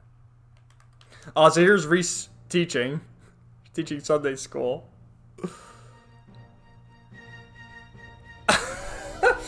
Alright, so these guys, in the first game, they would always comment on Risha's bust. Like, oh, damn, what I wouldn't do to orbital motorboat them titties. Damn, she was smoking hot. I'd love to take a bite out of her buns, you know what I'm saying? Oh my god. They kept with it. Those who don't turn anything will go without lunch. Everything has to do with food, Reese. So here's some stuff at, yeah, Randy's hitting on all the chicks. So here's one of the things. I think there's like 6 different items to find for Kia's room. What is that, a punching bag? Or is that Lloyd's room? Well, anyway, there's different scenes you can get. Okay, so we'll talk about this real quick. Oh, here's Muriel being a tsundere again. This girl right here, her name, I'm not sure because I've heard people say it's spelled Juna, but I think it's pronounced Yuna. And she lives in Crossbell, obviously. This is at the police department, or the police academy.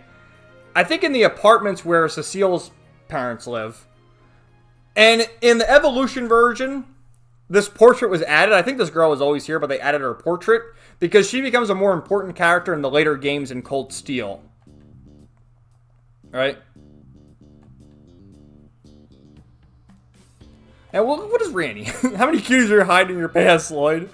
Okay, I think Una Crawford. That's her name. It's spelled Juna, but I think it's pronounced Una. So there you go. That's your cameo. There's a few other cameos. Here's Harold again. You know, we always gotta check on you, Harold. So some more fishing. Here's Cecile. Aw. Way too long. Oh, let me see, Cecile. And I think she's introducing herself because I don't believe she met Wazi. Or Noelle. Maybe she met Noelle, but definitely not Wazi.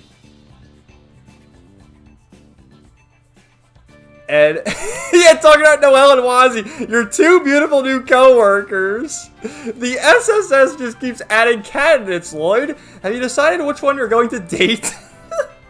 Oh, Cecile. Date! Oh, did Wazi say anything?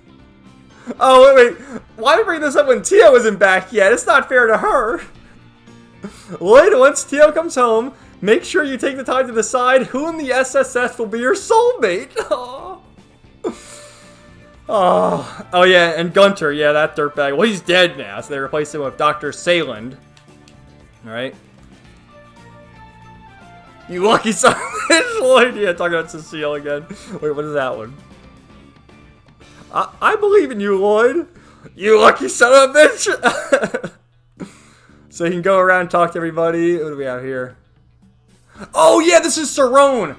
Cerrone is this ditzy, nurse. How has she not been fired? What if he pierced the wrong spot? And I start spurting blood again. Oh come on, that only happened once. And besides, it was an honest mistake. An honest mistake. The patient spurting blood. Huh? Where'd the needle go? I could have sworn I just had it. Oh goddess, help me. Oh my god. Yes, Cerrone. She's great, man. Here's another one of the opening spots. They're talking to Dr. Sayland. Here they find Cecile. And they reminisce about Guy again. And got this beautiful picture. That's when Lloyd was 15, I believe. And of course, Guy was engaged to Cecile. And Lloyd is a spitting image of his brother.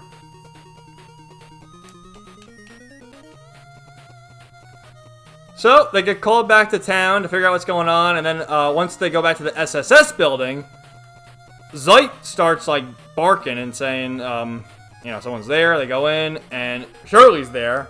You've lost your edge, Delphi. What the hell are you doing sitting here? Who's this lady? Is she a bad guy? Oh, yeah, she's definitely a bad guy.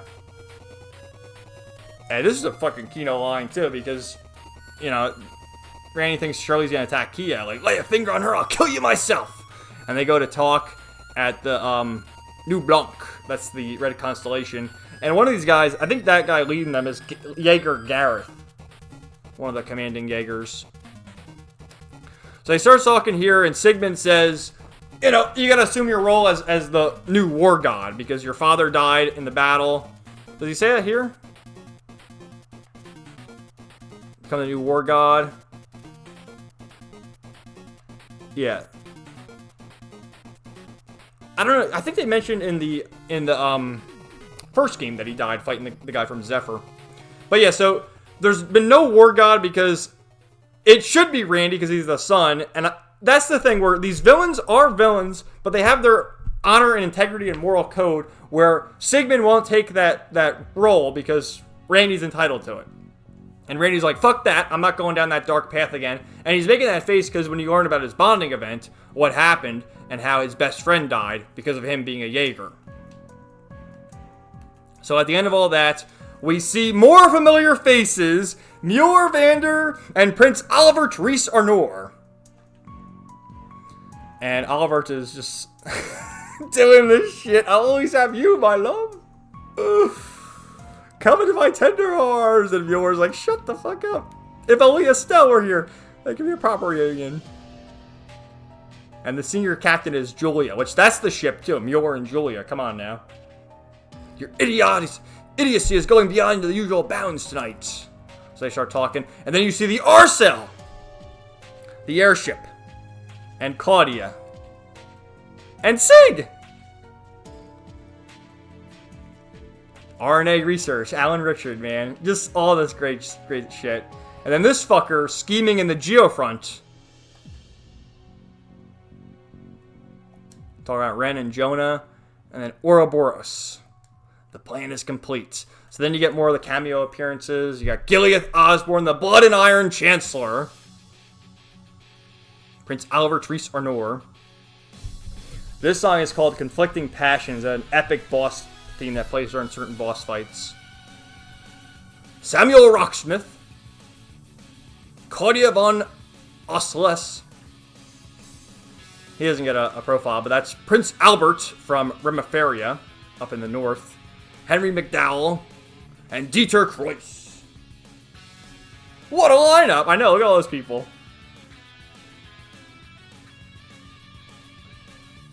Noelle's fangirling out. Let's forget the cutscene there for Orcus Tower. You get all that. And then, as all this shit's going on, you see everyone scheming in the shadows. There's Cao, Lao, and Yin. What does he say exactly? Yeah, because he's in on what's about to happen later on. We have an infestation to tend to. The coup. Or the attempted assassination, or whatever you want to call it. Everything's going according to plan. And then at the same time, you see these guys. So, at first glance, you know, because it was heavily implied that these guys, the Red Constellation, were working for the Empire. And then, Heui, you have, you know, they're associated with Calvary. So, I thought that they were going to have the Red Constellation trying to assassinate President Rocksmith, and then Heui attempt to assassinate Gilead Osborne. But the twist that they have here, in that there's the terrorists who show up trying to assassinate them, and then the Red Constellation and Heui are there to stop the terrorists. And also to show the might of Erebonia and Calvard, and show how weak Crossbell is. So, lots of cool shit. So yeah, this is the quest of Muir. I traveled here from the Empire for a concert. My musician has disappeared. It's an urgent matter. Yeah, it's urgent, alright. Yeah, Ilya is hassling Sully. Wait, what is she saying here? Hold on. Okay, yeah, she's giving she's giving Sully a massage. And Randy, that's professional of you. I'd help her diversify her skill set any day of the week. Give me a massage too. I'll give you a massage. Ah! What are you touching? All these ladies are always touching each other. It's crazy, man. Well, look, you're starting to fill out. Oh, and Ellie's all pissed off because of what happened with her and Shirley. Don't just stand there watching. You call yourself police officers. I know, some police officers we are. I could give the rest of you boys a rub down too. Oh my god. But she likes to work on the fellow ladies first. Who's coming here? Yeah, because she's always touching Risha. Oh my god. That's Cecile's mother. Alright, what do we have here? What's Abbas saying? What customer is it? Where'd he go? Oh, I think it was Olivert. Yeah, Olivert was there. That's who it was. And you gotta chase Olivert, and there's Mishi, right? Mishi's dancing in the park. Going after the gravestones again. What's Cecile saying? She's always checking on Shizuku. Oh, yeah, the little boy, Michael, who Cecile was protecting in Trails from Zero. He finally got his surgery and was being discharged. And you could tell Michael had like a little crush on Shizuku. And, you know. That was sweet. So here's a side quest. You can face off against the two bracers. Lynn and Alia. And the one is from Calvard. Yeah, what's that? Oh, 8 leaves, 1 blade. Okay. So after all that, then you find Mueller. He's got his incognito outfit. A manager from everybody's music industry. Okay, bro. Sure you are. And you gotta find Prince Oliver, who's the Wandering Bard. Of course, there's all these diplomatic missions for him to do, and he's here goofing around, singing, and doing his Oliver thing. It is I, the unparalleled genius wandering bard and seeker of love, Olivier Lenheim. That was the name of the Trails in the Sky games. Oh, I love him. One of the best characters, man. Oh, that Muir, he's such a worrywart. He runs off. What does Abbas say? He's running all over the place. And then you eventually see him, he does a little dance with Mishi, right? I prefer a beautiful woman, but you're a perfect stand-in, my furry friend. What in Adios name is he doing? Oh my god. Great stuff. So he's at the bar now. And then we eventually bring him back from Yor. We get the nuisance carried away. Yeah, he like drags him away in the end. Yeah, right here. Muir, it's just a joke, leave me alone. There you go. And then they talk more about, you know, Claudia and Julia, and they gotta meet them. So this is the one, I thought this was the side quest, but I think this is actually a main story, because this is how Shirley meets Risha. But you gotta find this cat. One of the little girls lost her cat, so you look for the cat, and then eventually it takes us into Arca and the Seal, and we see Risha with her boobies hanging out. My wardrobe needs a few adjustments.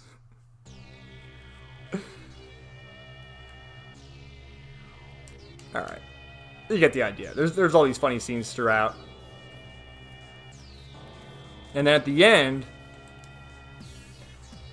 you know, they're trying to joke a little, want to be friends, Risha. Of course.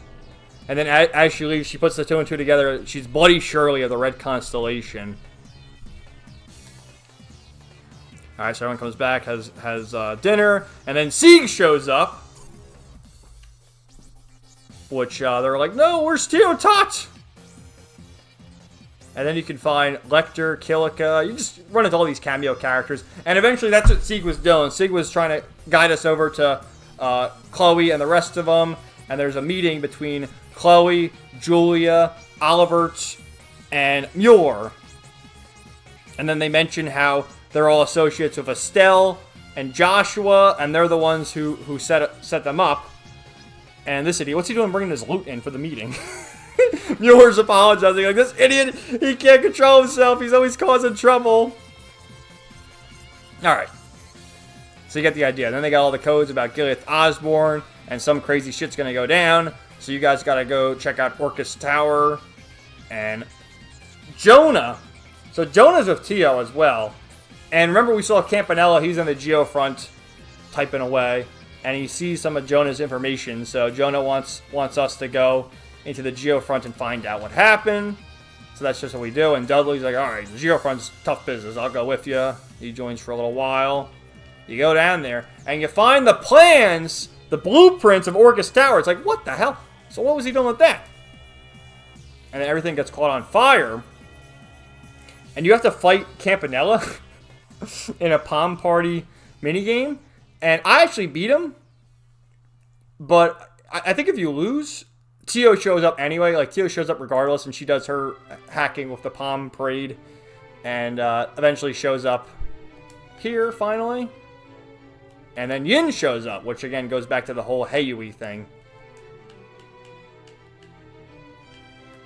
Alright, what's Zhang Yu saying? Even now, they're still laying eyes on my Shan Shan! Oh no, not Shan Shan. Oh, so this one, they're looking for Reese. Our old friend. Oh, I wish, now that I see this again, I wish they did have a scene with Reese.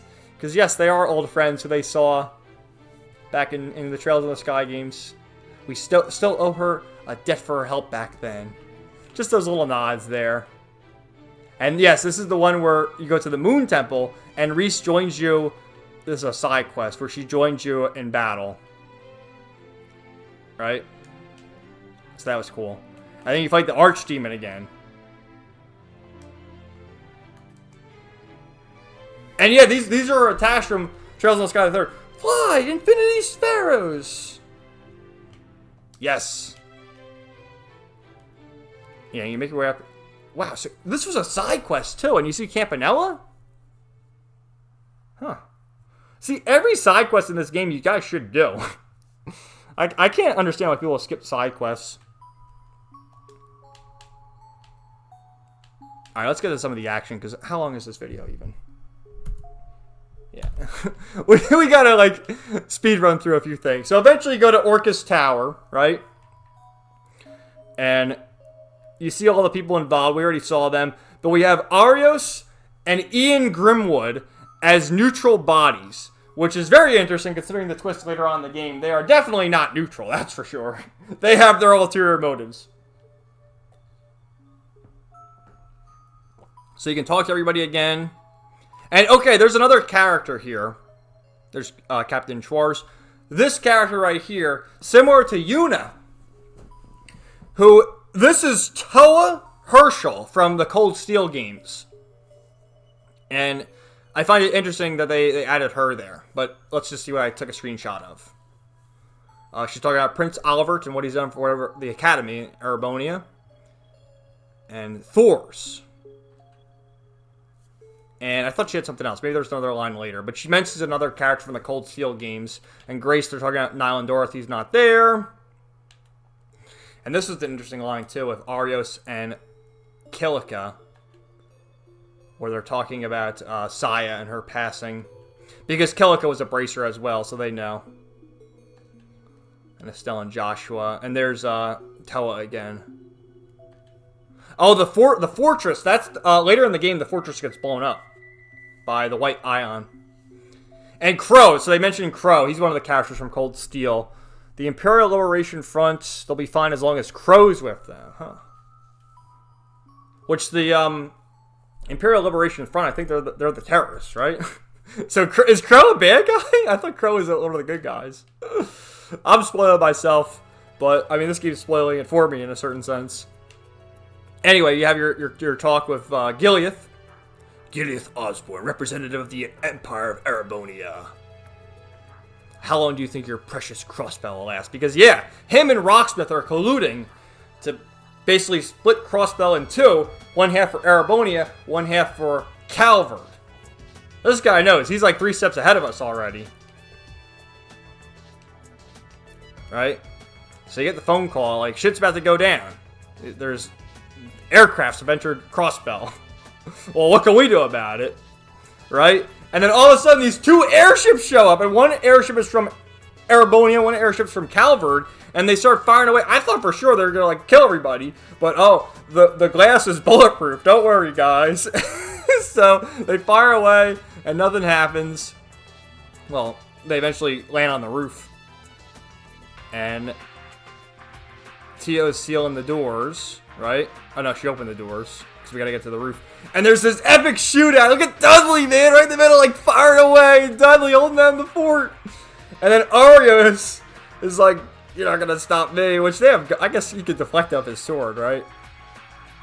And Julia and Mueller show up too. So epic, man. That would have been cool if you could at least, you could fight this one battle with that party. Arios, Dudley, Mueller, and Julia. How epic would that have been? And they know the Arnor family because they're from Erebonia. The show-offs. So yeah, you make your way down. Jonah pitches in with his hacking skills. You rule the day, you cross Jonah sacred. So they go into the Geofront, and we have this team here, lots of guys. And Arios and Dudley, because they're like the big wigs, they're going to go after the Calverdians, and we're going after the Erebonians. And we make our way through Geofront D sector. And this guy, they don't say his name, but he has a portrait. I wonder if he's a significant character from Cold Steel as well. Right? So that's what they were doing. They were trying to kill Rocksmith and Gileath Osborne. So we have an awesome fight here. And I love this line from like, we hereby place you under arrest on numerous charges, including terrorism, sabotage, attempted assassination, and attempted mass murder. So fight them. And then they get in this armored vehicle, which they're powering with the Society. Ouroboros is powering this, right? So they're in league with them. And then they keep pursuing them, and the Red Constellation is there. They kill them all. They kill them all. Why would they? Well, actually, no. That's the other twist too, because, well, yeah, the Red Constellation, they were employed by Osborne, so why would they work with the terrorists? Because they just work for whoever has the highest coin, right? Anyway, but they kill them all, which is unsurprising. And how can you know, this is kind of silly. Like, how can they not slaughter them like that? These guys are ruthless mercenaries. But this brings back flashbacks to Randy and his time as a Jaeger, and he gets all pissed off. And this was the great line, too. You gotta be shitting me. All I wanted was to get away from all this. And it comes right back to him. And then Arios and Dudley are greeted with Kao, Lao, and Yin. Which, that's when you get the reveal that Osborne hired the Constellation, and Rocksmith hired Heiyue as defense. Good stuff. So this guy, despite all that, he's like, we must be declared an independent state.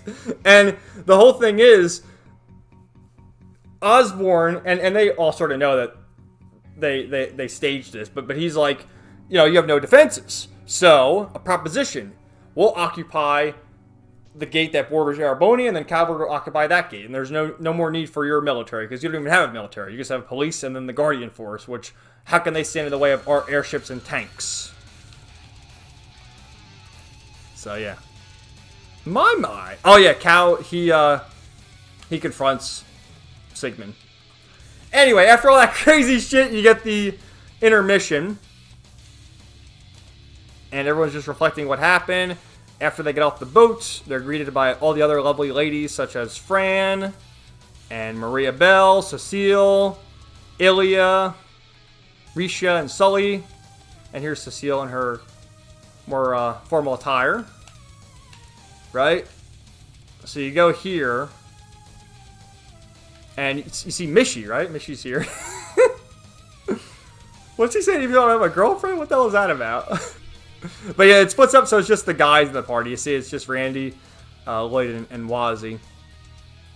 And you gotta get changed, right? So this is where we're gonna show all the bathing suits. And what's he saying? Yeah, he's talking about all the ladies. Oh, let me start from the beginning. I'm with you, pal. We're gonna get to see Ilya and Cecile in bikinis at the same time. Not to mention Risha. They don't call her up and coming for nothing. And Ellie's well endowed. Aw. So he's saying all that. And then Wazzy comes out wearing this. Wazzy, what the fuck are you wearing? Yeah, Randy said he was suspicious. Why is he wearing a two-piece unisex swimsuit? That's suspicious. So yeah, the guys all get their bathing suit. There's Randy and his. And then Kia shows up. We have Ellie. And this is like the fan service intermission segment where you get to see all the ladies in their bikinis. Tio and Fran. And Noe's all nervous. Like, come on, Noe, quit hiding the goods. Get out there. Don't push me. Aw, she's blushing. And then the moment of truth. We get Cecile. Ilya. Oh, man. Risha. And even Sully. Whatever. Yeah, she's like, I don't stack up against those three, but I'm here. So with that, you can do all sorts of mini games, including, well, this one, what do? You teach the little girls how to swim. Well, Kia knows how to swim because she's the divine child, but Sully didn't know how to swim, so they're teaching her. And then this one, Cecile says, you gotta put lotion on our backs. Come on, Lloyd. These lovely ladies and their skin need you. You gotta pick which one. I picked Ellie because I feel that's the canon ship. And that just goes for your bonding points.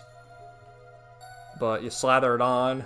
Like, Lloyd's going to town, man. Look at him go. Look at the other two watching. And don't do it, Lloyd. Oh, you can keep going.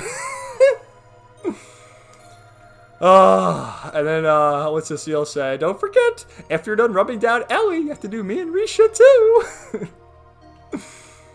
Oh, man. What does Risha say? Oh, I think I reloaded the save. This is my first time doing this. Be gentle. Oh my god. Alright. So this one, we have Fran and Tio building a sandcastle. Zeit's watching. And then I named it after Tio, the Mishi Castle. Then there's volleyball. Right. And after all that, you go back. I can't believe you got to put sunscreen on Cecile, Mademoiselle, and Risha. Why'd you leave me out? Alright. So after all that, Kia wanders off. And you gotta go find her. And then she starts like a really sad scene here. And she's all alone. And there's a nice hug. And this is where she's starting to get tricked by Maria Bell. So, after all that... Oh, there's another side quest, too. Where... There are these people... Who keep going to the beach. And these penguins keep ripping their bathing suits off. So we take Ellie as a decoy. And here comes the penguin, right? It rips off Ellie's top. I'll be fine. Chase after the monster. Look at her holding, covering herself. Don't look, Lloyd. Oh, the penguin. So you fight all the penguins. And then you go to Mishi Amusement Park. Right? We get this beautiful shot of Mishi. And Tio's just in her glory. On the verge of tears. And you can do all sorts of things. Like ride the Ferris wheel. And there's a haunted mansion, a fortune teller. Right. Michette. The Castle of Mirrors. Which this becomes extremely important because it's actually a dungeon. And one of the catalysts to Kie awakening as the divine child.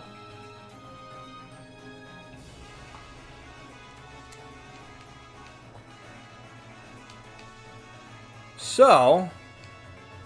They eventually get to the end there. I went through this a couple times just to get a bunch of scenes. And Lloyd has a moment with Risha where, you know, they start talking a bit, and she's talking about, in a way, her past as Yin and why she's leading her life, but not exactly revealing why she's Yin, you know? But us, the player, we get more context there. And then Kia wanders off.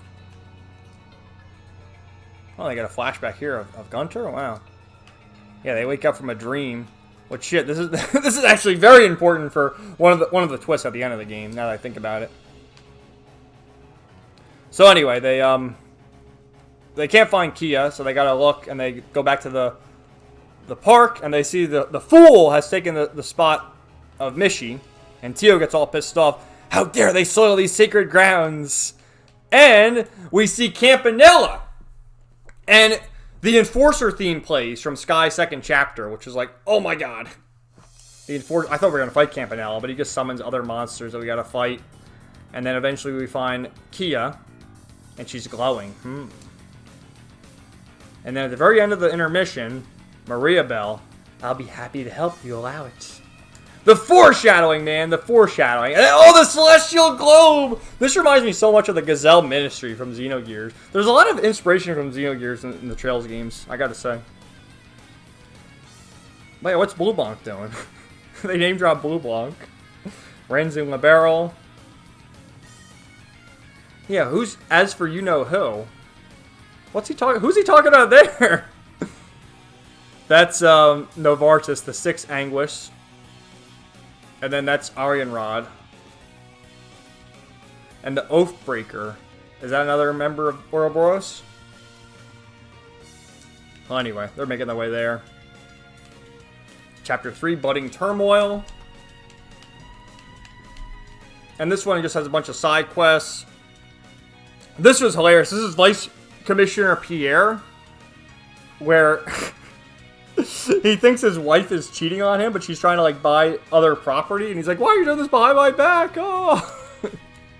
Just these silly attention to detail scenes. What's this one with Cecile? The power of a warm smile is always greatest when times are at their lowest. Aw, some inspiration for you. Oh, so then the cryptids show up. Yeah, these monsters. And the Pleroma grass. See that blue thing behind it? That's what they use to create Gnosis. That starts showing up. Yep. Right there. They fight these cryptid monsters.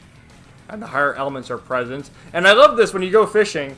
Like, all this crazy shit is happening in Crossbell. And Lloyd says, cryptids appearing in Crossbell is no joke. But at least the one here opened up a nice path for fantastic fishing. Oh, yeah, okay. Great. More foreshadowing. Grimwood paying his respects at the church. We don't know those 3 names at the church, right? Well, I know. But that's it right there. And we talked to Reese about it, because no one else has given us any answers. And they're remembering about the files that Gunter had in the Sun Fort. So this is where we start putting the pieces together, how Ouroboros is connected as well. Here's Yuna again. I'm late! Oh, don't be late, Yuna. Reese is over here praying. Alright, so that's where we gotta head to the doll studio. Oh, is this Cerrone messing up again? She watched put the order together. It took me 20 tries. Oh, how is Cerrone not fired yet? Okay, this is one of the side quests. When Tio gets, like, all confused as to... Mishi's not Mishi, and it's someone in a costume. And Lloyd and Tio have to wear the costumes and do the Mishi dance. Which they are. Your Mihihi was particularly inspired. Mihihi. Aww. So sweet. Doing the Mishi dance. And yeah, when she sees this guy at the end...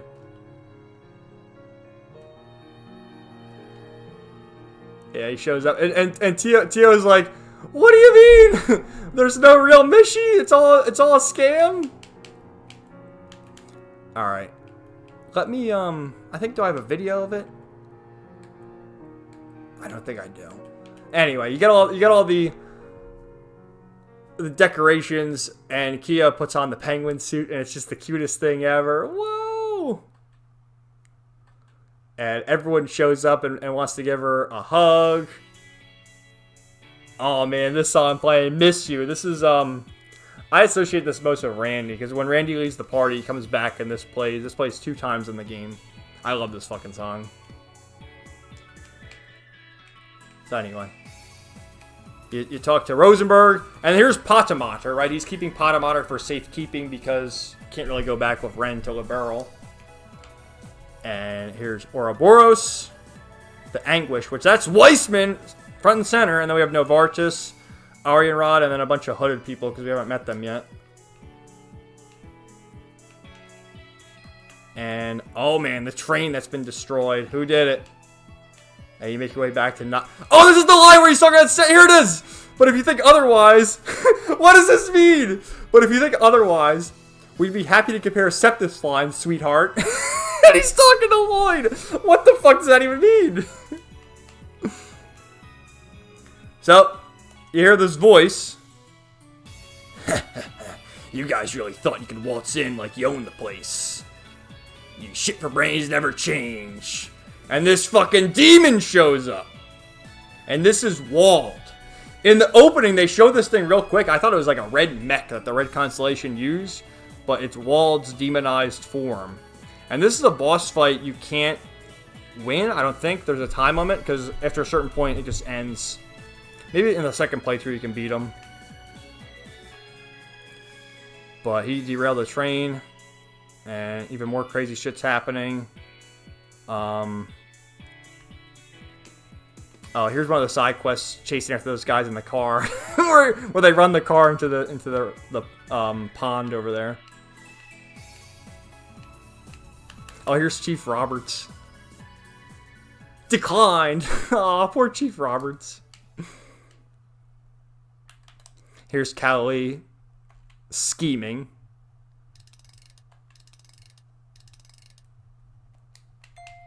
Yeah, he mentions everyone. It could be that demonized delinquent again, the snakes, or perhaps even the church itself. And here we go. So, 2 of the bracers, and look at the name, the Azure Wetlands. 2 of the bracers went there and have gone missing, so we have to find them, which we do. And Yin accompanies us, well, Risha, but they know her as Yin. And they keep saying that they're like terrified, and then eventually they see Campanella, Arianrod, and Novartis, and they get ready to fight. And this is the first time I think Arianrod speaks. The Steel Maiden. And Randy, yeah, I didn't expect her to sound so serene. Which, when she, she's a beautiful woman. You don't expect her to be a villain. So I'd love to know more in the later games why she's working with Ouroboros. For real, Prim and Proper Lady was not one of my top guesses. And then you fight the cryptid that they summon. Right? And then they get ready here to stand against Ouroboros. And Arianrod draws her lance. Or it's a spear, I guess. Do not waste your breath. You may come at me with whatever arms you deem most comfortable, so long as you do so with all your might. And then she beats the shit out of him. And the only one still standing is Yin. And then Yin's mask rips off and we see it's Risha, which we all know was Risha. But no one else did. Despite being the first-class detectives. And then Ario shows up and they fend him off. And they make their escape. And then, this is when shit hits the fan, guys. They figure out that the Red Constellation has left. And they're trying to figure out where. And then, amongst all that, Randy leaves. And Waz is like, where the hell are you going? Of course you're there. And he's not running away. He has to take care of his business, is what he says to Wazzy. And he leaves a note. I gotta go. See ya. Now, like, what could that mean? So they're making plans, trying to figure out where to go next. And eventually, well, they talk to Cowley again. They go through the mines, and we see this epic scene with Randy. I'm actually gonna, I think I have it right here. I'll play it. Right?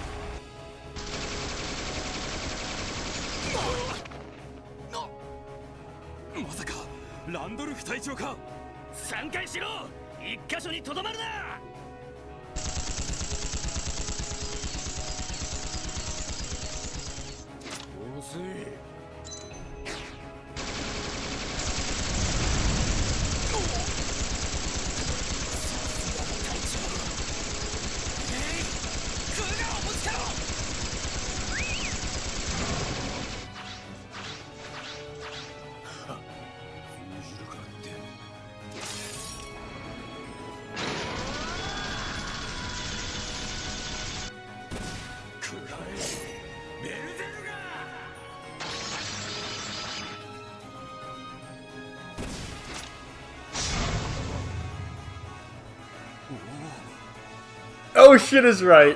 I didn't want to talk during that much of that scene, but yeah, Randy just kicks their asses, man.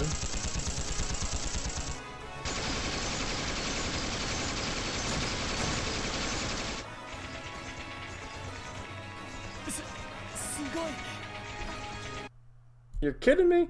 So yeah, Randy kicks her ass, and then Shirley shows up, and you know, not doing too good there.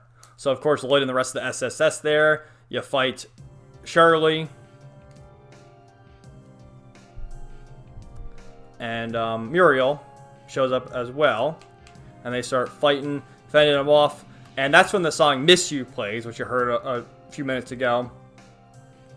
And as they have their warm reunions, you know, Randy's like, I have my dark past to face.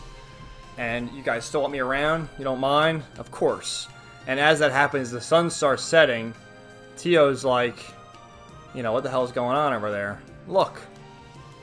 And Crossbell is on fire. Okay, so I decided to cut and make a little edit there.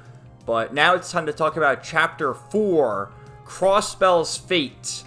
And you saw Chapter 3 ended with Tio looking on, seeing fire in Crossbell City. And right as Chapter 3 ends, budding turmoil to Crossbell's fate, it starts with Risha, who appears to be sensing something. And lo and behold, you know, Randy was just fighting all these Jaegers with Shirley, right? And then Shirley got out of there real quick. Like, how'd Shirley get here so fast? I guess she had the airship or whatever. But she shows up right on top of the chandelier for the big finale, she says. And it comes crashing down on Ilya. So Sully was in the middle there. And Ilya sensed it as well and pushed her out of the way and saved Sully. And when I first was playing this game, playing through this segment, I honestly thought Ilya died. And I've thought about this a number of times, like, would it be better if she stayed dead? Would that motivate Risha even more to seek her revenge and, you know, be a really shocking moment for her to stay dead? And I thought that would have been a better decision at first, but as I continued playing the game, you see Ilya in the hospital and she's recovering. You know, let her recover. I can accept that. Maybe it would have been better off if she stayed dead and some of the other characters stayed dead, because there are quite a few fake-out deaths here. It was shocking the first time you're playing it, no doubt about it. But thinking about it a little more, you know, maybe just like, I mean, the chandelier is going through her back, and when you get to the hospital, they mention how she was in a coma for a long time and she can't walk. So Risha's here, rescues her, fitting the Red Constellation music's playing too. And like you see her portrait's all changed with the blood coming down her face, and the first thing she asks is, where's Sully? Is she okay? Thank goodness. And then this bitch, she comes down, and all the other Jaegers, because yeah, they stormed this whole building and were holding people hostage. You see the fires, and Risha's face, similar to the face Randy made a little earlier on. You monsters!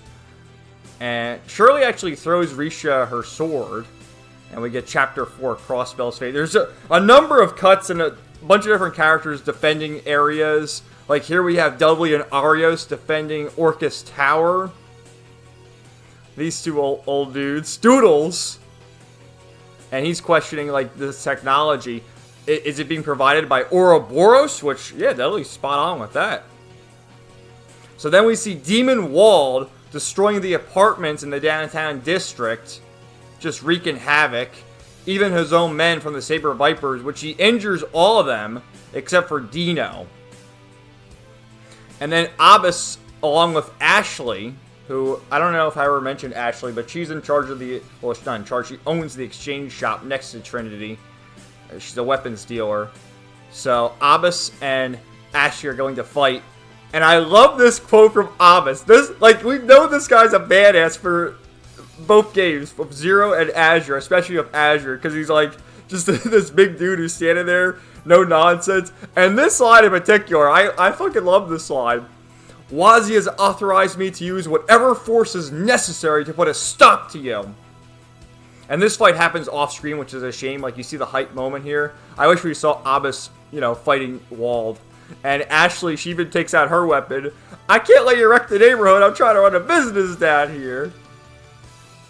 So, lots of good stuff right there. Then we have Sigmund Orlando, who's ready to face off against Cal Lee. And we have Lau, along with the other members of Heiyui, defending their building. And this guy's just no nonsense. And he comes marching in. And again, I like the dialogue and the way these characters are written is so good. The fact that all this crazy shit's going on, and Cal Lee is almost cracking a joke here. Like, my word, haven't you ever heard of knocking, my good man? Like, that's the first thing on his mind when this guy comes barreling in with this giant weapon. Like, haven't you heard of knocking? No, he hasn't. And Callie makes the escape. Noelle, she's like, what's going on? I can't believe it. So they're in the IBC building. That's Sergey talking about Arios and Dudley defending things. And Zeit's helping us as well. Right? So they make their way here to the Harbor District. And Heiyui building has been leveled. Look at that, man.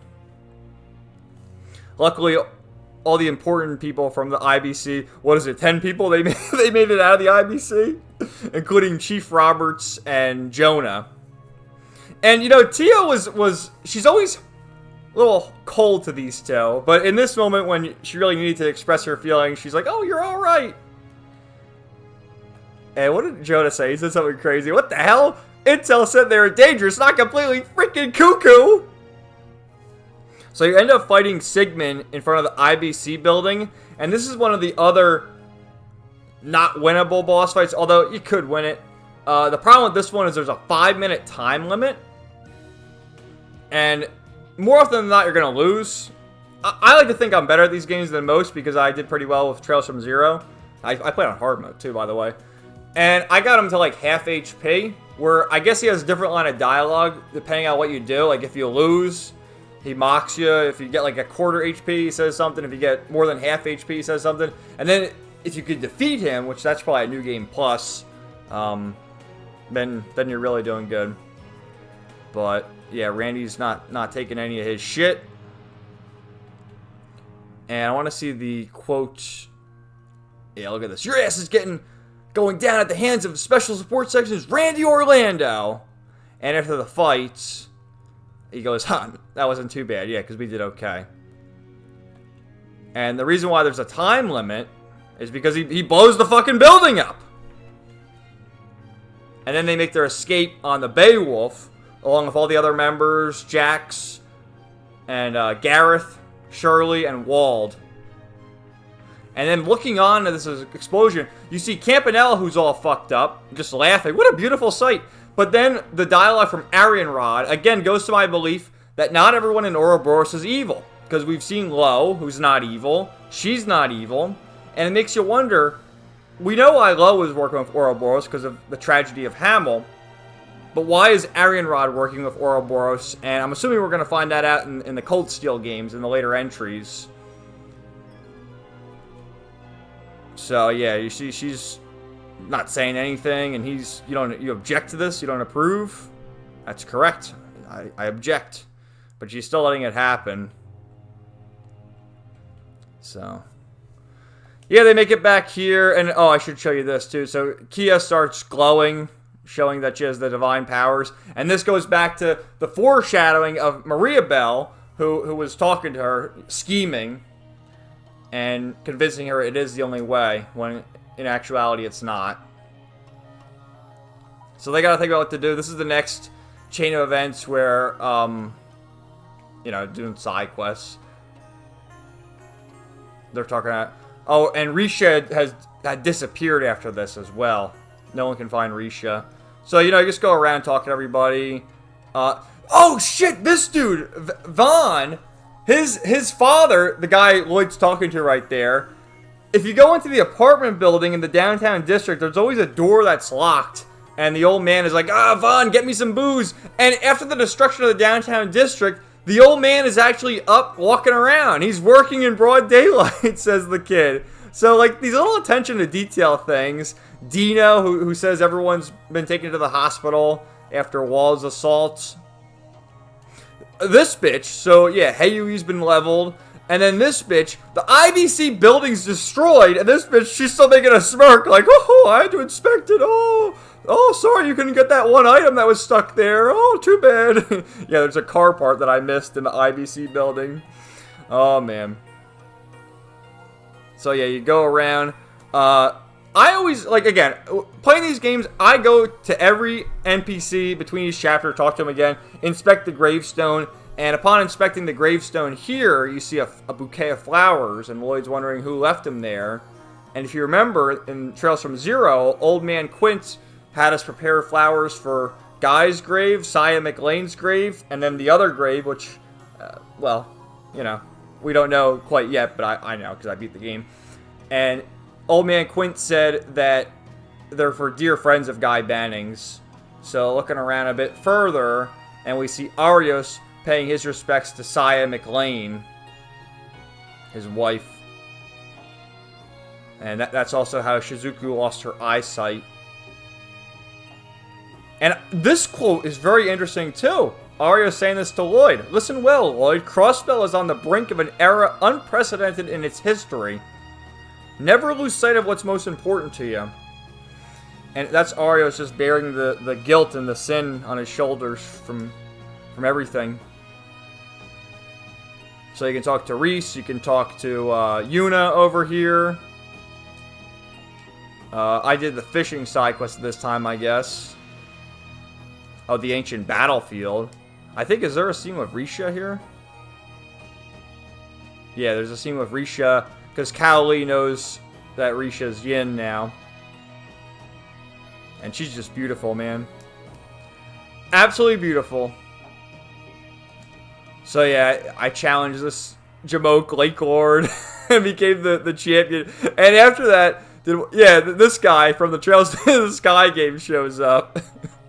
And they all congratulate. Like, I mean, come on, man. I get that it's side quests, but it's like, I don't know, should they have stopped doing side quests after the destruction of Crossbell? Like, it is kind of funny, and it goes along with the JRPGs, how, you can see the brink of destruction and then go fishing. And we're the fishing Emperor's Slayer. And then there's this, too, to lighten the mood. They wanted to have a beauty pageant. Working girl edition. We gotta find all the working girls. And yeah, Randy's a pro at it. Wait, what did she say? It's cringe? It's cringing. It's so cringe, says Tio. That's a good one. Yeah, I think we got Shan. She's one of them. She's gonna go. Reese is another one. Ooh, baby. Can't wait to see those ladies strut their stuff. Yeah, like Randy. He just had his whole dispute with his family, and now he's all about seeing the babes at the beauty pageant. So, yeah, here's all of them. We have, I'm sorry, I don't remember all their names. The one chick all the way to the left, she's at the department store. The other chick next to her, we're going from left to right. You find her in the back alley. That's Shan, of course. Wendy from the Orbital Factory. That's Ellie's maid, Reese, and then I chose Ellie. You can pick whoever you want. I think they even gave you an option for the guys, so I should have picked Wazzy as a joke, but I wanted Ellie for the bonding points or whatever, so you can't really blame me. And Ellie says something, I think you can choose what she says, too. Hands where I can see them. In accordance with Crossbell state law, I hereby place you under arrest. Oh, so sweet, man. So, after all that, yeah, Reese is just munching away, eating her snacks. And you can do a job for Abbas, where you clean up the downtown district, and you got to find a bunch of materials. This guy from the workshop, Guillermo, I think his name is. He gives you like a metal detector or something. You can use that. You find them all. You help this guy find ingredients to make a stew. And then at the end, Abba says, your efforts have brought some solace to the people of the downtown district. So I love doing these kinds of things, man. It's so good. And then eventually you make your way to the hospital, and you can see Fran, who's recovering well. Which I didn't take a screenshot of that for some reason, but in the police department, Fran was making sure everyone escaped, and it was Fran, Raymond, and Donovan. And at the last minute, you saw a bomb go into the building from the Jaegers. They threw it in there. And Donovan shielded Fran and Raymond. So that's another sort of fake-out death where you kind of think Fran's going to die, but in the end, obviously she's a main character, so she's not going to die. But I feel like maybe they could have wrote it so Donovan did sacrifice himself, because we see Raymond later where he's like, oh, fuck, I should have stood up. Why did I leave it to him? So, you know, you see the aftermath of it. I mean, it's really gut-wrenching scenes, but in the end, does it really matter? Because again, all these characters survive. Maybe they could have killed one character, but at the end of the day, do we want Fran or Ilya to die? I don't want them to die, so I don't know. I'm sort of conflicted on it. Like, first time watching it, it's like, it's fucking Kino. But reflecting on it now as I am, I don't know, man. Maybe Donovan should have died, right? He could have sacrificed himself. Because there have been characters who died in the Trails games before, in Trails in the Sky. But yeah, here's Raymond looking after him. He saved Fran and me. Yep. And then you can make your way to see Ilya, and Sully's there. And Ilya hasn't woke up from her coma. And Sully has a really interesting comment here, too. Look at her. She's like Sleeping Beauty. Normally, she'd snore like a bear if her hair all mussed up. I've never seen her like this. Unbelievable. And then what does Cecile say? Yep, she hasn't come out of her coma yet. On life support. Yeah, I mean, playing it the first time, it is a really emotional scene. And you do think, you know, is Ilya not going to make it? So then, did I talk to Shizuku? Yeah, Shizuku's out here. Because she had surgery on her eyes. So she can see, but she still can't see quite yet. And then Kia is able to make her see again. So this is interesting too. There's a side quest, and Arian Rod with the Stalritter actually helps us.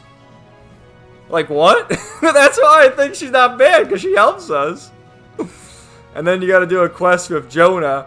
Is there one with Sarone? I thought I took one with a screenshot with Sarone. Maybe that's a while ago. Yeah, maybe that was a while. But yeah, the ditzy nurse. You already know about her. But yeah, Jonah, he wants to go to the Geofront, so we go down there. He's barking orders at Lloyd. he doesn't want to interact with the real world. And then Lloyd Claire, he's taking after Tio. But they go in there, start exploring a little more. Oh yeah, there's like a hidden chest. I was trying to figure out how to get that chest all game, but then apparently it's the Geofront. You got to go through the Geofront to get it. You fight this mech. Holy moly! And then he's able to hack in there. And then as you leave, you have the sunset.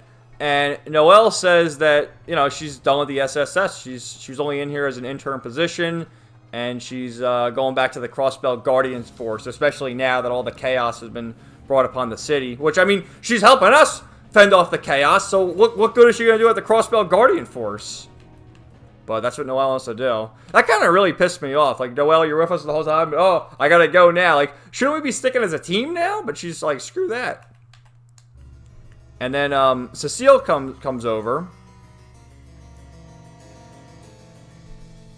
And she's mentioning how Arios was acting really strange. How he took Shizuku out, even though she hasn't had her eyesight restored. And as all that's going on, Grace calls, and something big is going down, which they all go outside, and Dieter Kreuss has all these monitors where he's declared Crossbell independence, and he's become the president of the independent state of Crossbell, and now Arios McLean is his Secretary of State, and you also see, Secretary of Defense, and you also see Sonya next to him.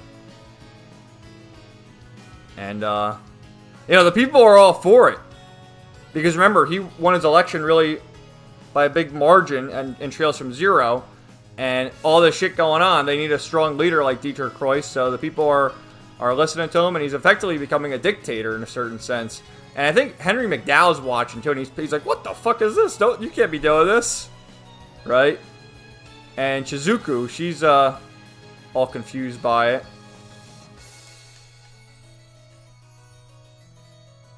So then, is this when Kia leaves? No, they go out to figure out what's going on. They got a phone call from Lecter, if I'm not mistaken.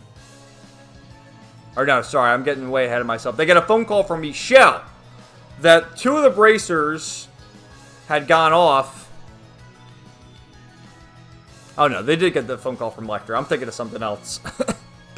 They got the phone call from Lecter to meet in the Ravach building where the old Red Constellation bar was, because the Red Constellation has left, obviously. And then they eventually see Kilika. And he mentions that they've gone to Michelin Amusement Park. And Cecile calls, letting them know that Arios took Kia. And they take this boat over to Michelin Amusement Park. And then all of a sudden, they see cryptids. It's like, what are the cryptids doing here? And Kyo senses the higher elements. And as they make their way further here, they see the Pleroma grass. And this song playing right now is actually the title theme. Aoki Shizuku is the name of the song. Really good song. Well, all the songs are good, but you get the idea. So the Castle of Mirrors, which I mentioned earlier, very important because it serves as a dungeon and the catalyst to awaken Kia's powers. So you go through this dungeon and eventually see Kia here. And Secretary Arios McLean, and then Maria Belle Croix, who has her sexy witch attire on. Which all female villainesses do this, don't they? They're like, oh, I gotta show you some more cleavage to assert how evil I am. So yeah, this bitch is like, really, at the end of the day, I'd say she's the main villain, honestly, of this whole arc, because of the things she was orchestrating behind the scenes. And she's going to use Kia to create the Septerion of 0.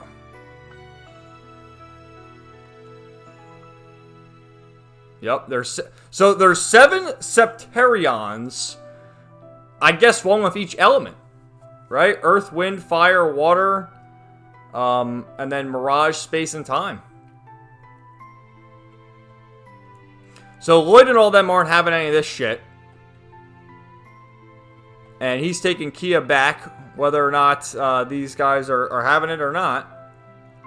And then you see the collusion with the other members of Ouroboros, where, you know, this is like the Gazelle Ministry again from Xenogears, where we see Campanella, Novartis, and Arianrod. So showing that they're affiliated. And this is them testing their powers. Right? Because after all the crazy shit that's happened, Erebonia and Calvert are going to seize on the opportunity. And Jonah's watching like, what's going on? So Arios is standing in our way. You have Maria Belle using her powers to enhance Kia's, her abilities, along with that machine there. And you have a boss fight against Arios. Look at how epic this is. If you wish to pass, you have to go through me. And this is another boss fight.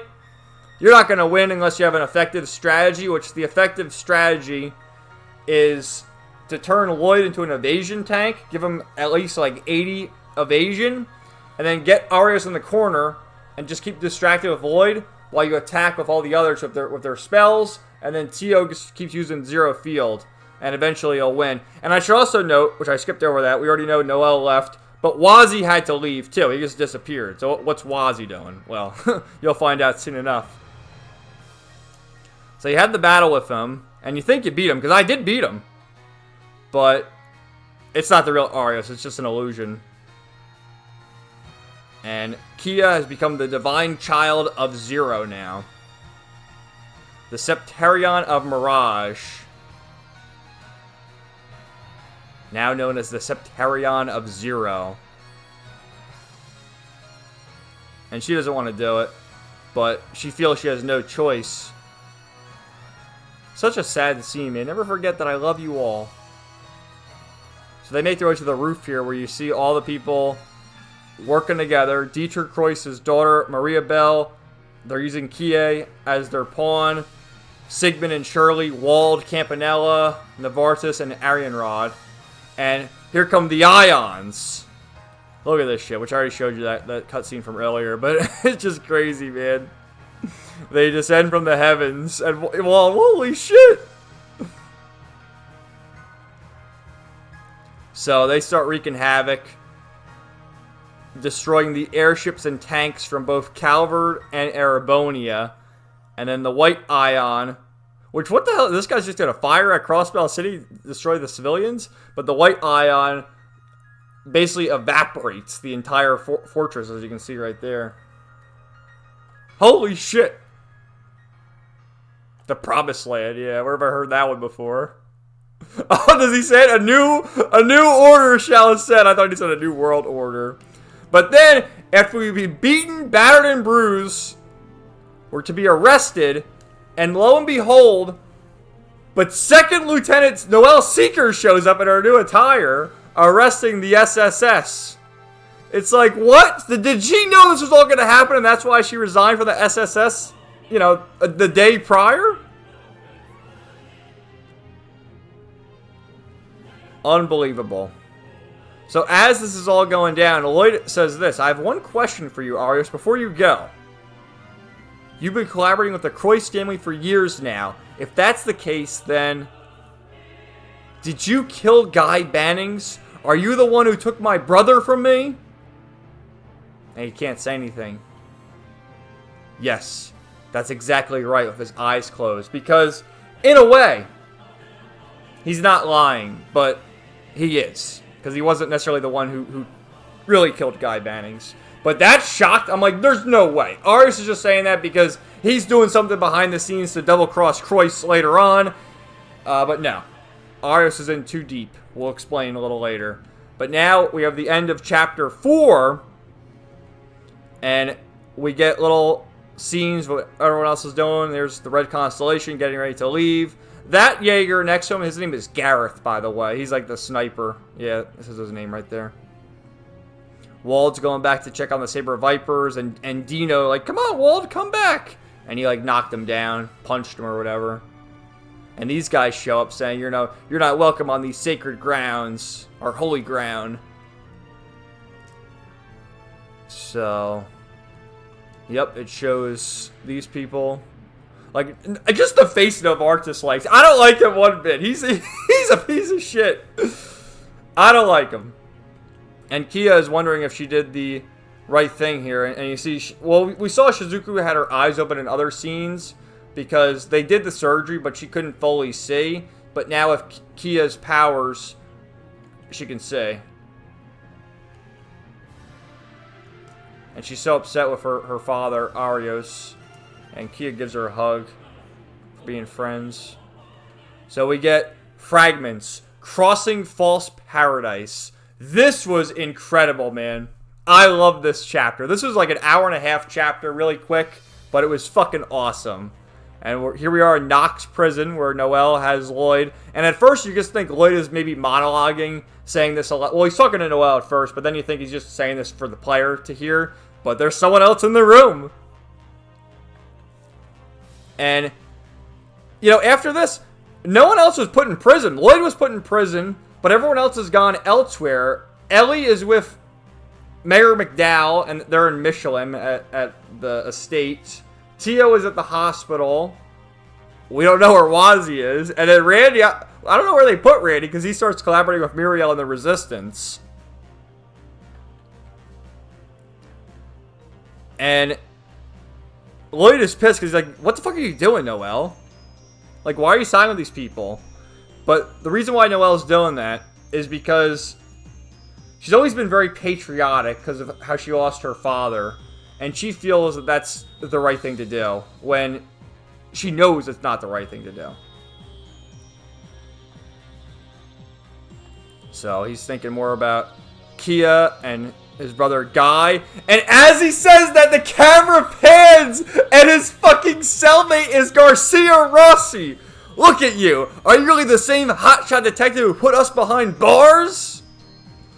Makes you feel like a chump for spending the last 6 months eating cold slop in this hellhole. Look at this fucking legend.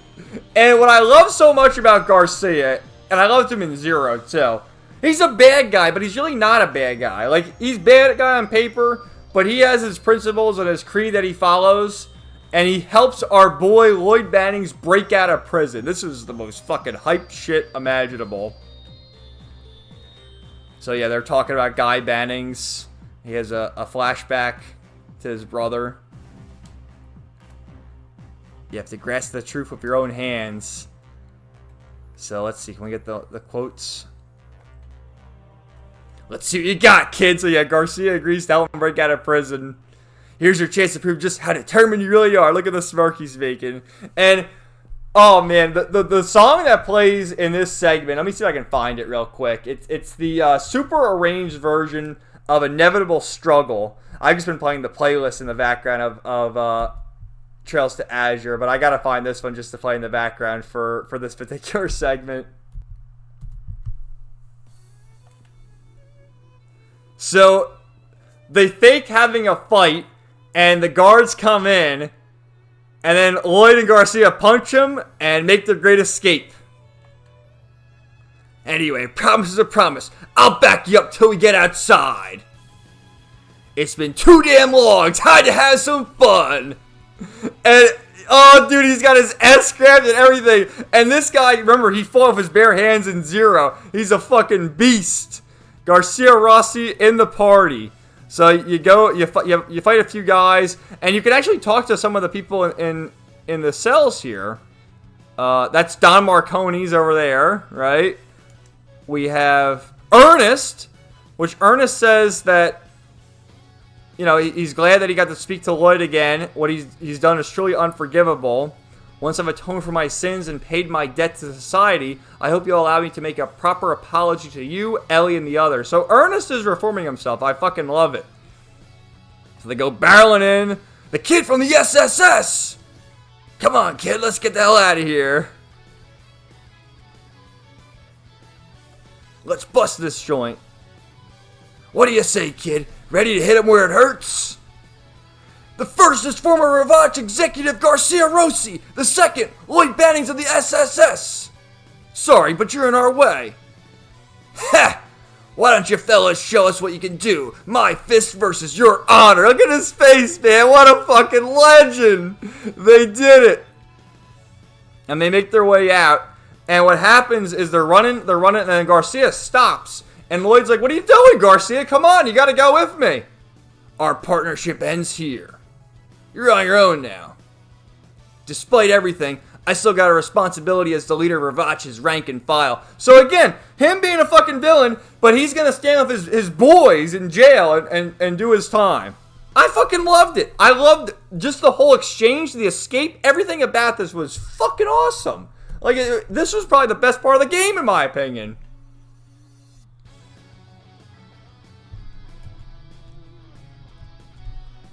Why even help me come this far if you had no intention of escaping?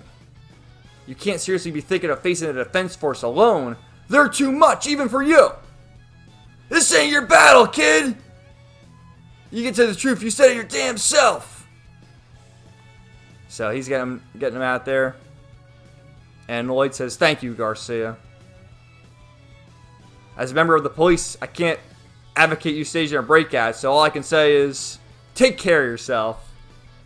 Ha! As if I needed you to tell me it.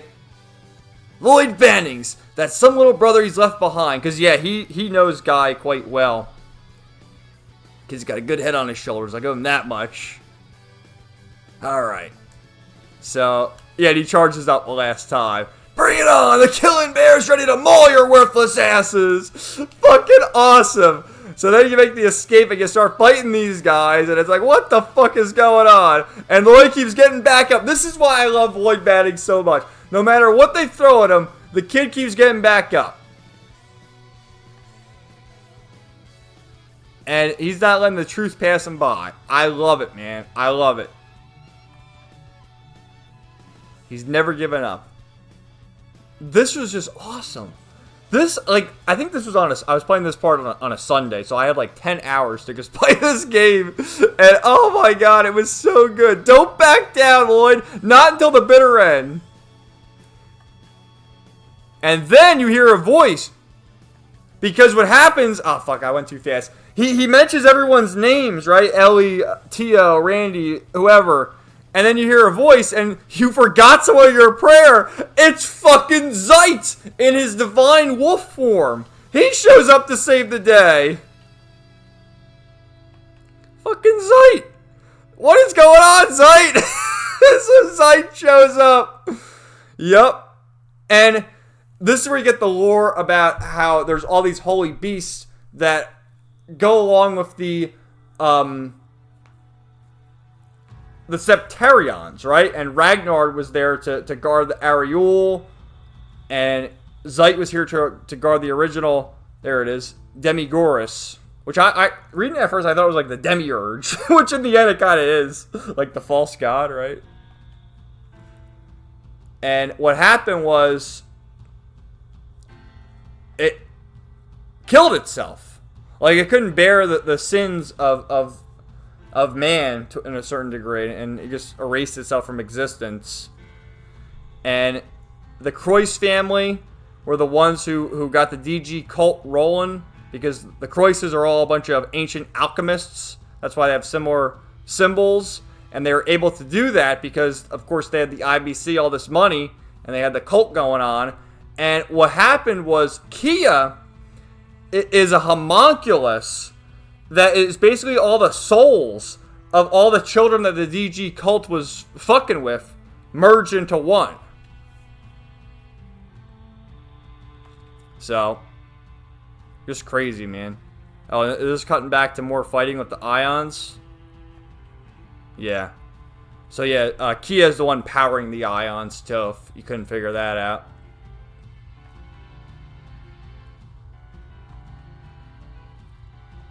Yeah, that's when they learn she isn't human.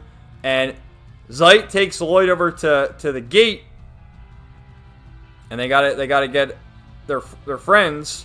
And then lo and behold, look who shows up! It's Abbas, Wazi, Kevin, and Reese. And this is where you get the confirmation and the reveal that Wazi and Abbas are part of the Septian Church, and Wazi is the 9th Dominion. So awesome. Well, that shows you how long that took place. So the prologue was 4 months ago. Yep, the Sapphire Testament. The 9th Dominion. Who would have thought that Wazi would be a Dominion? So now, I think there's 12 Dominions. Kevin's the 5th Dominion, and then we know Ein Selnet the 1st Dominion. So then they both have their Merkabas, right?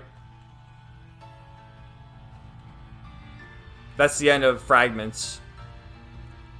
And what happens is, because they have the purple ion is like guarding the airspace, so these can turn invisible. And Kevin and Reese are going to distract it so that Abbas and Wazi can land safely and continue their rescue of Crossbell City. Alright? Oh yeah, here it is. The formerly the Heretic Hunter, now the Thousand Hand Guardian, and that has to do with Rufina. And it's so good, man. I love the homages to Sky the Third. I love it. So that's Kevin distracting the Ion Type B or Beta. And then we have the finale, The Path We Chose. So, we make our way here, and Zeit joins the party, and you can use him in battle. I'm still the cool comic collected playboy you've always known, Lloyd. Yeah, of course. And now you have... So yeah, I didn't really talk about that, but you know, in Zero you had the bus to fast travel. Then in Azure you have the car to fast travel, and now we have the airship to fast travel. And there's the cut-in because Zeit joins you in battle. He doesn't have an S-craft, but he can do the team rush, and he has some other abilities, really powerful spells. Look at all the EP he has. So you do that. If you look around, you'll see that all the areas where the bells are, there's a member of Ouroboros defending it. I think that's... Is that Stargazer's Tower? I think that's Stargazer's Tower. That's one of the Stahlritter. So you make your way over here, and Waza uses like some mind control shit. It gives them false memories when they leave. And then Tio shows up, and she comes running and gives Lloyd a hug. Oh, I guess I'd, what do I have there? Oh, well. Yeah, Tio gives Lloyd a hug. Aw. And Cecile and Fran, now Fran's all recovered, and she's helping out at the hospital. Aw. I loved it, man. I love the reunion. This theme playing, too. A Victim's Past Wish. Interesting name for the song. This is like the overworld after, you know, sort of the finale. It reminds me of the world of Ruin from Final Fantasy VI. How everything's all dark and desolate. But you gotta keep pressing on. So here's Donovan again. We're checking on him. I love the detail, too, of how they have the bandages wrapped around his head. Like, for these little models, and they're able to do stuff like that. Really good. So, Fran's decided she's going to come with us, because obviously Tio's coming with us, but Fran's coming with us, too, to help on the ship. So she put her uniform back on. I love her cute little hat. Aw, just like her sister. And then Ilya, she woke up from the coma, and she's recovering. And she still has this upbeat personality, despite the fact that she doesn't know whether or not she'll be able to walk again. Which, you know, she is going to be able to walk, but it's still interesting nonetheless. So you go around and you see the Pleroma grasses everywhere. Even in Armoroka Village. And so Harold, Sophia, and Colin are in Armoroka Village because they wanted to get away from all the crazy shit going on with the Ion, so I don't blame them. So we get to see them. They're taking refuge there. And we make it to the ancient battlefield, where the next person to join our party is Risha. She joins the party. Because there was a big fight going on here between Heiyui and the Red Cons. Look, Cal-Lee's getting involved. How else would it be if Cal-Lee was a party member? I mean, clearly he could fight. But he agrees to let Risha go with them. Because they have stake in this, too. They need to get back to Crossbell. They're hiding out in the fucking ancient battlefield. Because their building was destroyed by Sigmund. So Risha agrees to go with them.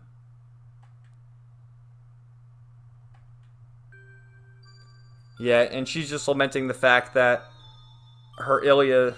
She thinks Ilya's dead. And I think Lloyd tells her she's still alive.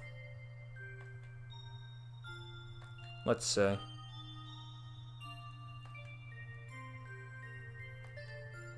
Really, really sad life Risha has, man. Let me tell you. Aw. And she wants to go back to Arkansas. She just wants a normal life. But she has this path of the assassin as Yin.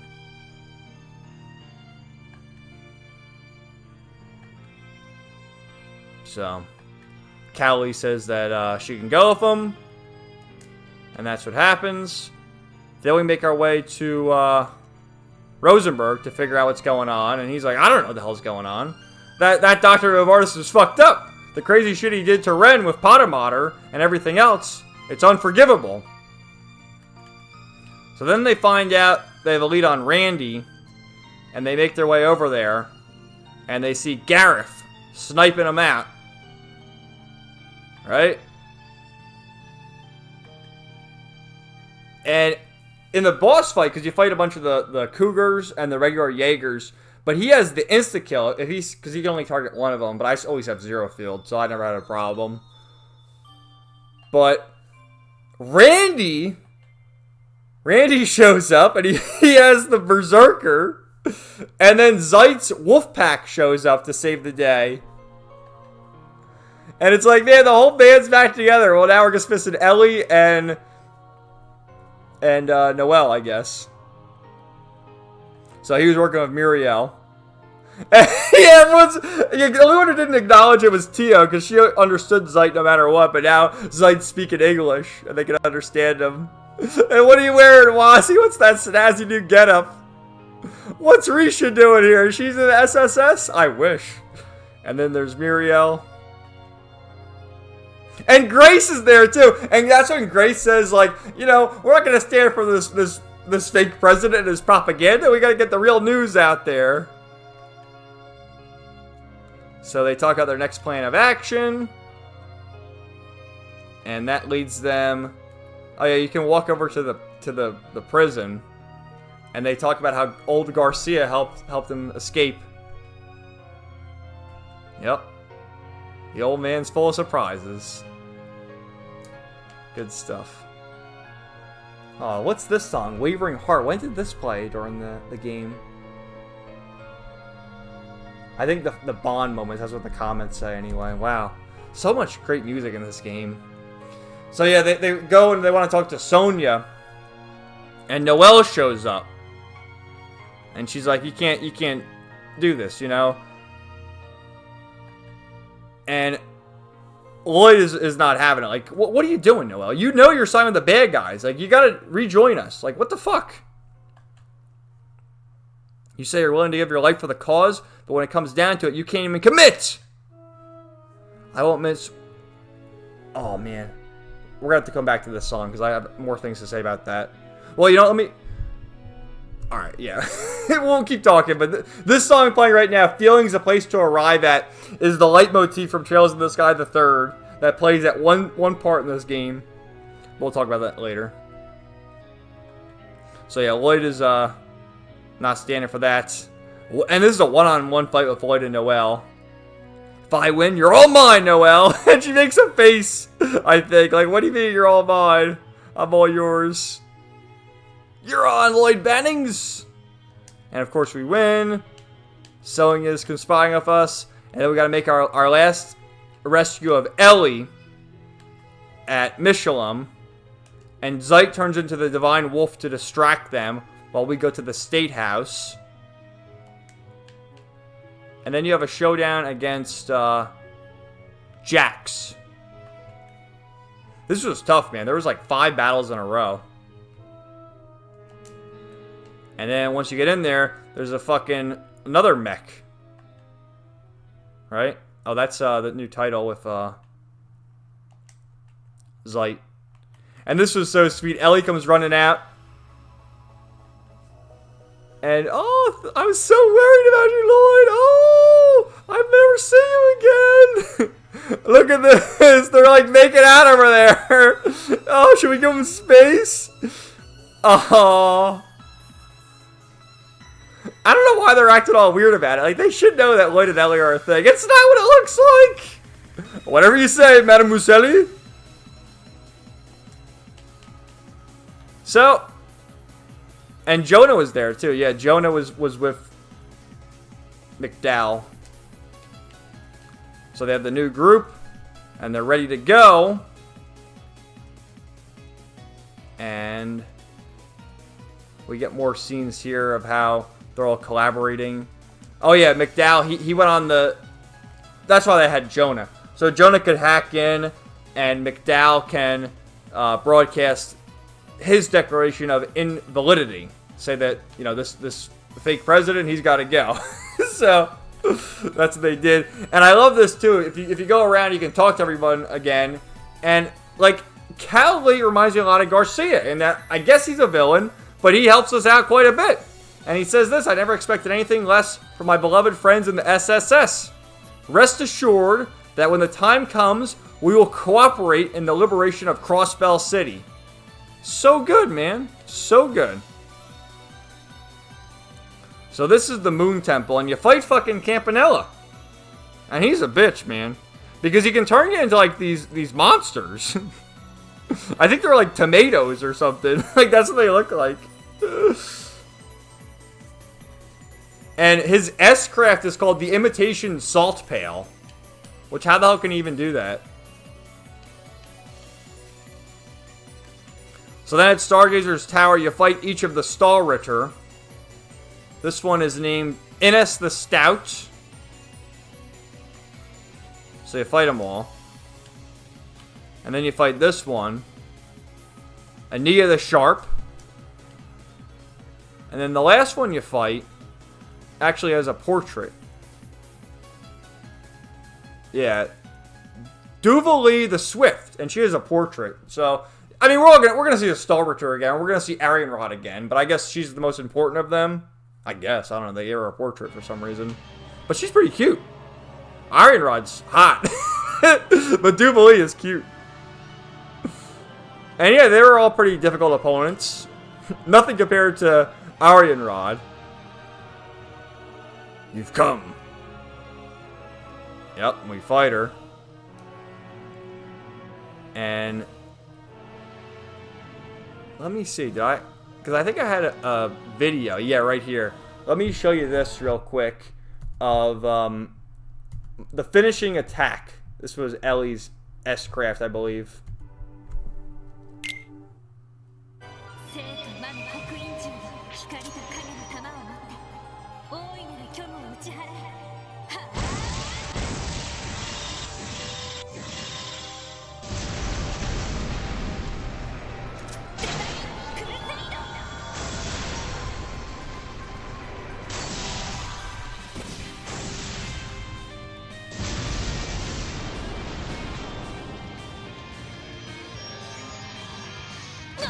Yep, I beat her.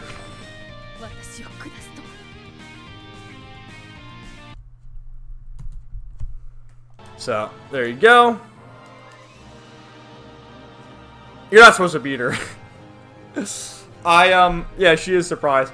Again, there's an effective strategy. Turn Lloyd into an evasion tank, and then just distract the enemy and have the other three do stuff, and then Tio can never leave the party. Tio is mandatory party member no matter what you do in this game. Because of how powerful Zero Field is. Because, you know, the enemies can't attack you. So, eventually she leaves. I think Ellie asked something about how she was, like, an ancient legend or something. Yeah, the woman spoken in the War of the Lions. Could you be? All I will say is that you were well to make the connection. So she's kind of some kind of like legendary hero or something. Right, they leave. We got Dudley. Getting some updates there. Alright, these are the bonding scenes. So this is before the liberation of Crossbell. And you can choose whoever you want to have your bonding scene with, similar to Zero. Now, with Zero, once you reach the threshold, you were locked into it. With this one, you got to max them all out, and you can choose whoever you want. So I had a save file and just saw them all. With Wazi, you learn about his past, about how his stigma was awakened. You know, learning about his power, the Akashic Arm. And he became a Dominion, which is similar to Kevin. Like, you get invited. You don't become a Dominion. You get, you know, invited to be a Dominion based on having a stigma. And they have some good lines here. Because Lloyd's like, oh, you're going to leave after this, Wazi? You always have somewhere you belong. And Wazi says, ha, good grief. All this time together, you still managed to surprise me. Sure, if I ever feel homesick, I'll come running back to you. Not because I have nowhere else to go, but because Crossbell is special. The place where my fate intertwined with all yours. Oh, I got the trophy for that. I'll show you this, because I saw this and then I rebooted the save. But after the bonding scene, it cuts right to the action. Where you have Muriel and the Resistance, along with the Wolves, under Zeit's command, engaging with the Jaegers. Right? And then you have Gareth over here, with his Jaegers, getting ready to defend against Cal Lee. Shall we begin? Like, look at this dude. Ready, the martial artist, ready to go. Like, this is fucking awesome. And then over here, there's another scene where fucking Potamater and Ren show up. And if they're here, that can lead me to Stella and Joshua are here. And she's doing her typical Ren stuff, like, good day! You'll have to get out of Potamater's way, or you'll be smashed to smithereens. And the Blue Ion shows up. And then Estelle and Joshua are there. Look at this, the Bright family! We got your back. Let's go! So they start fighting, and they're watching this on the screen. May Adios protect you all. And then it cuts over here to fucking Dudley and Sergey wreaking havoc. Kicking ass.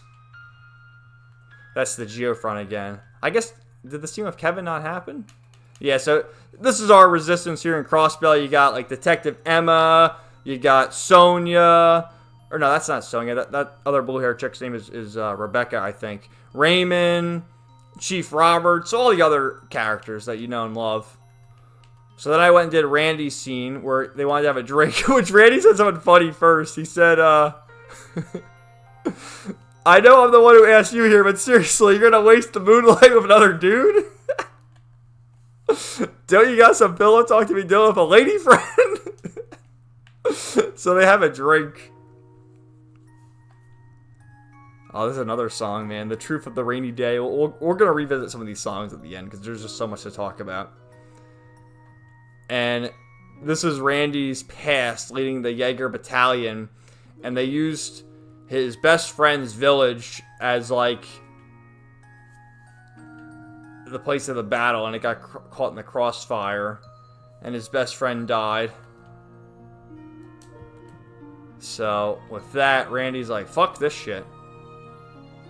And Shirley looks even younger there. So, they have their drink. And Lloyd's not a good drinker. He has like one sip and he starts coughing.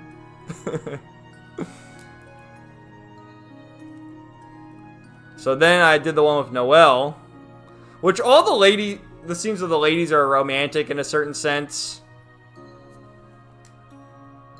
And Noelle gives Lloyd her dog tag to hold on to.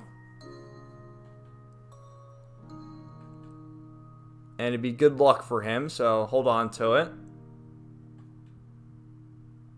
And Lloyd, in return, gives her... Oh, yeah, you're talking about boyfriends. Gives her his dog tag. So they exchange dog tags. That was nice. This one was really sweet, too, with Tio. So Tio talks about how she got a letter from her parents.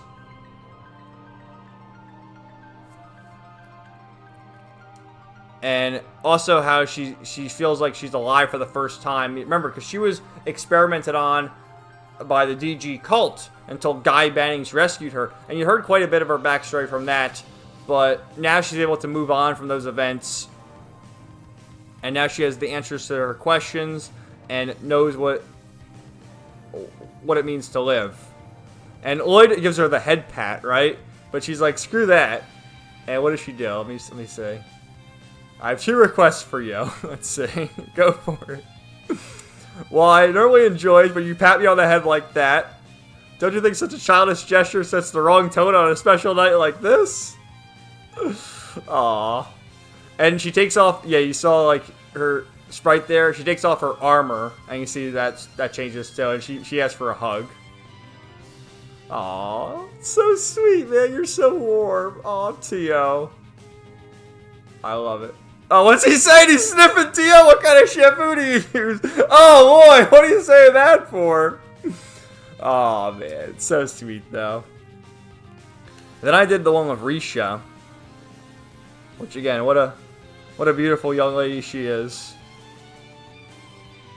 And they talk about her past, how she inherited the title from Yin, and has always been training for that title under her father, even as a young girl. and her father got ill. And because of that, because he couldn't be Yin anymore, he wanted his daughter to inherit the title of Yin and asked her to kill him. And she didn't want to do it.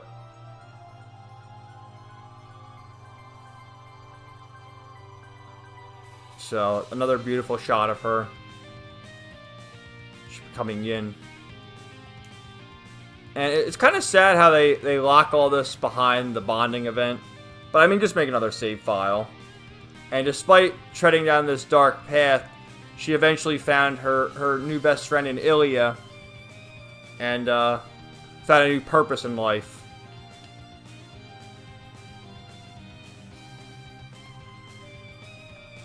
And Lloyd's trying to tell her, you don't have to follow that path of Yin. You can carve out your own version of Yin. Or you can just disregard the title of Yin. Whatever you need to do.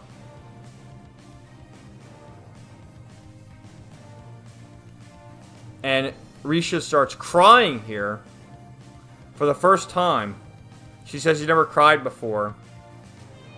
And now she starts crying. Really emotional scene, man. This game is just very emotional. And they embrace. Is he kissing her there? No, I think he's just hugging her. And then finally the one with Ellie. I did this one last because I feel this is the most canon one. Where they both confess their love for one another. Let's see.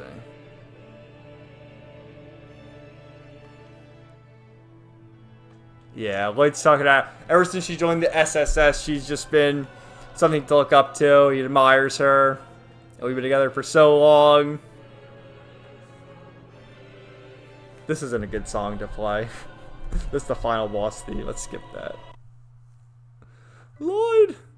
I love you, Ellie. Oh my god, I was dying, man. Lloyd, I feel the same way. I love you too. Aw, they kiss. Aw. So you got that, and then back over here. Yeah, you can go around talking to everyone. Like, here's Shan Shan. Oh, Risha, is that you? I think, yeah, you can...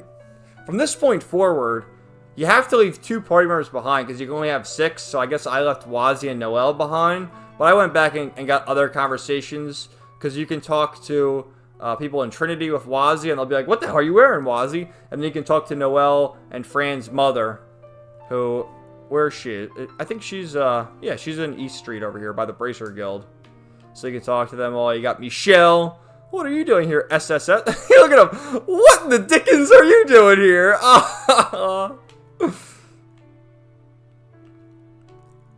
So. Oh, and you can talk to Sully with Risha. Because, yeah, Risha had left, and they're like, where the hell did Risha go? And then you can talk to the gravestones again. Yep. And this is when Old Man Quint, he reveals about this gravestone. The Grimwood.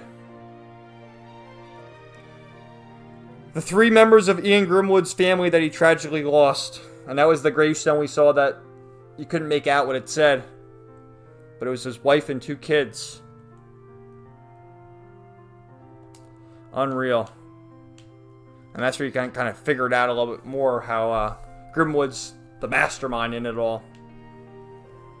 So yeah, you see Kilika and Lecter again, and they're going to help out for the final battle to siege Orcus Tower. And they do. Like, we got old Sergey, we got Raven over there, we got Detective Emma, they're fighting these golems. And then fucking Lecter, he can fight too! Look at Lecter go! And Kilika, we knew Kilika could fight. I mean, she was a boss in Trails in the Sky the Third. So she can kick some ass. And then that's the other Bracer who helps. Go, Special Support Section! Oh, okay, this is when it shows Kevin. So Kevin is getting his fucking ass kicked by the Ion. You know, the Merkava's going down. Look at this. It's getting destroyed. And they gotta figure out what the hell to do. Oh, crap on a stick. And he pulls out the big guns, and Reese is like, no, don't do that! What are you talking about?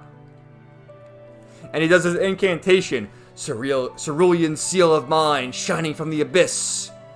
radiate down from the heavens and illuminate this purgatory. And he summons his stigma to create the attack. I, the 1,000-hand guardian, 5th dominion of the Gralsrichter, command you. Stigma cannon, activate! And then you see over here, this Ion is beating the shit out of Potomater. And the Brights are getting their asses kicked. Like, no! What's happening? And Potomater's getting killed out here. So Ren's trying to help him. And what happens is Potomater grabs the blue Ion, flies up in the air, and self-destructs.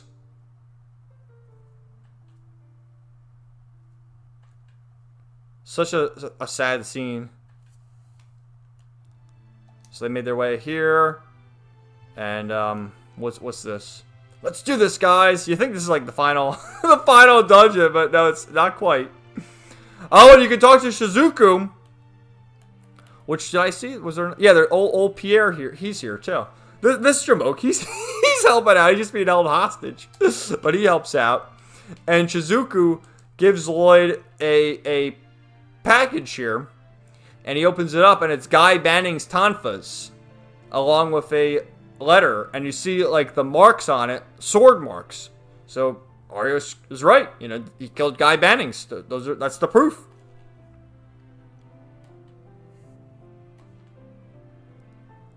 And Arios writes, Lloyd, allow me this opportunity to return to you what I should have a long time ago. With this, I have nothing left to show. Whatever conclusions you draw are yours to make. What I will tell you is that the White Ion is using the bell's resonance to control the magic golems in the city. Should you manage to defeat the White Ion, all should fall silent in turn. So Arios is helping us, and we get the Zero Breaker, which there's a stronger Tonfa weapon you can get for Lloyd later on, but I kept the Zero Breaker equipped to the end because I had to do that, just for Guy Bannings, to use Guy's weapon. That should have been the strongest weapon. There shouldn't have been another one, but that's what I kept.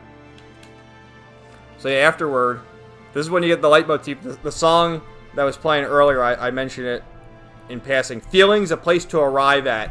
It's the leitmotif of Trails in the Sky the Third, and it plays here as the Merkaba 5 is crashed, and we see our boy Kevin, very reminiscent of Trails in the Sky the Third, when this bastard fell into Gehenna, and Reese is there. Or actually, it was Reese who fell into Gehenna, and then Kevin charged after her. It was the other way around. Now Reese is looking after him. Oh, he should have done that. Oh, this is what happens, you dummy. If Rufina were here, she'd be dragging you back to Arteria by your ear. Oh, man. Again, the dialogue is just so good. Thank goodness you're safe. I was so worried. We're still so far from realizing the world my sister dreamed of, and yet you go ahead and... How could you be so reckless? I know. That's why I need you. Just stay by my side. Oh my god. And then it cuts over to Potomater. Destroyed. And Ren crying. She's saying that Gramps can fix it, but he's gone. And this is just the trauma that Ren has been through at her young age, just all the shit she's had to deal with, it's heartbreaking. And just the face Estelle's making just says it right there.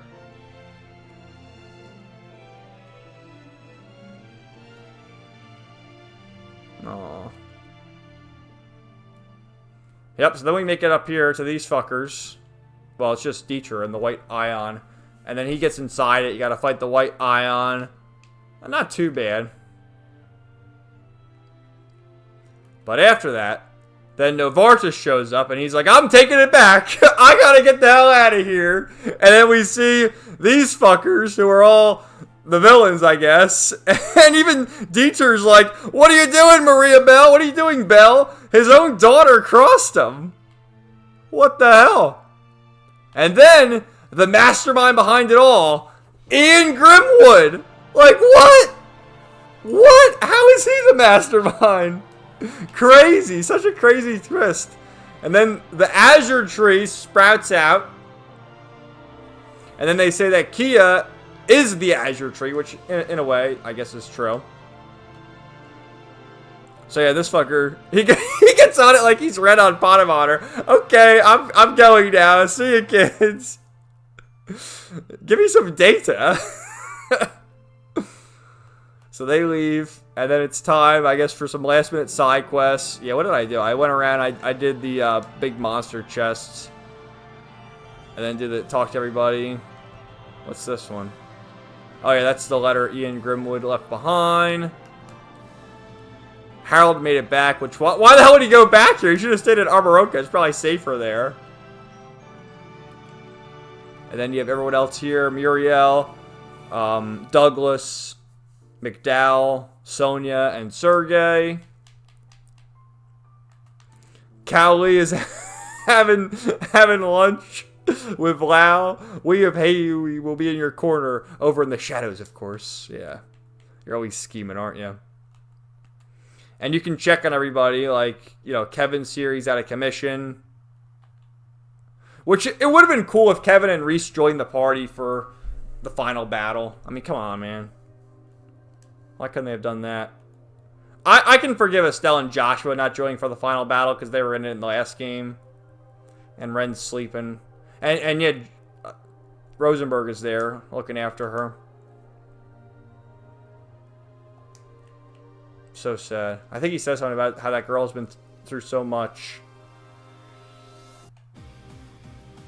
Poor Ren.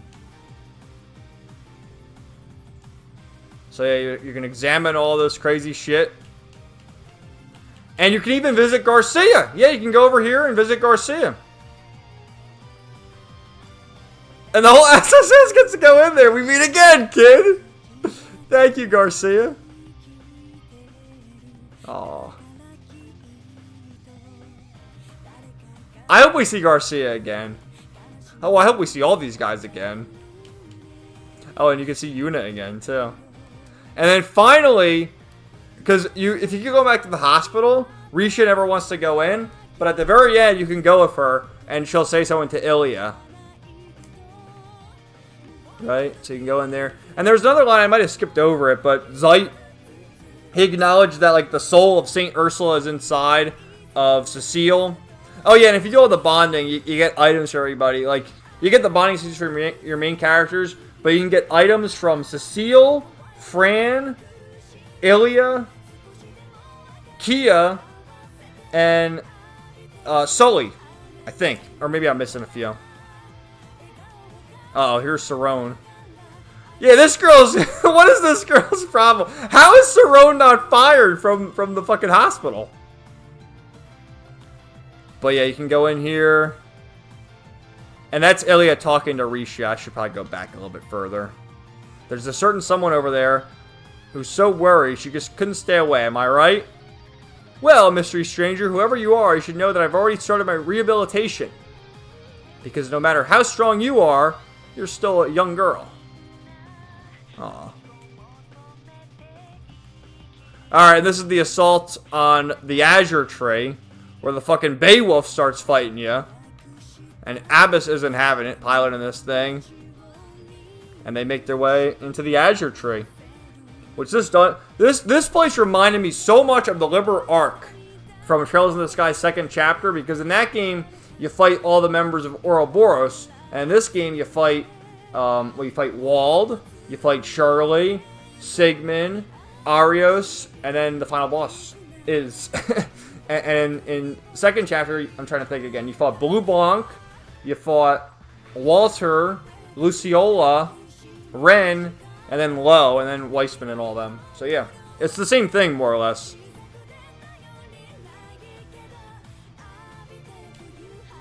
I love the chest message at the end. Let me see if I can find them. Yeah, these are some of the... I think the translators, right, for the localization.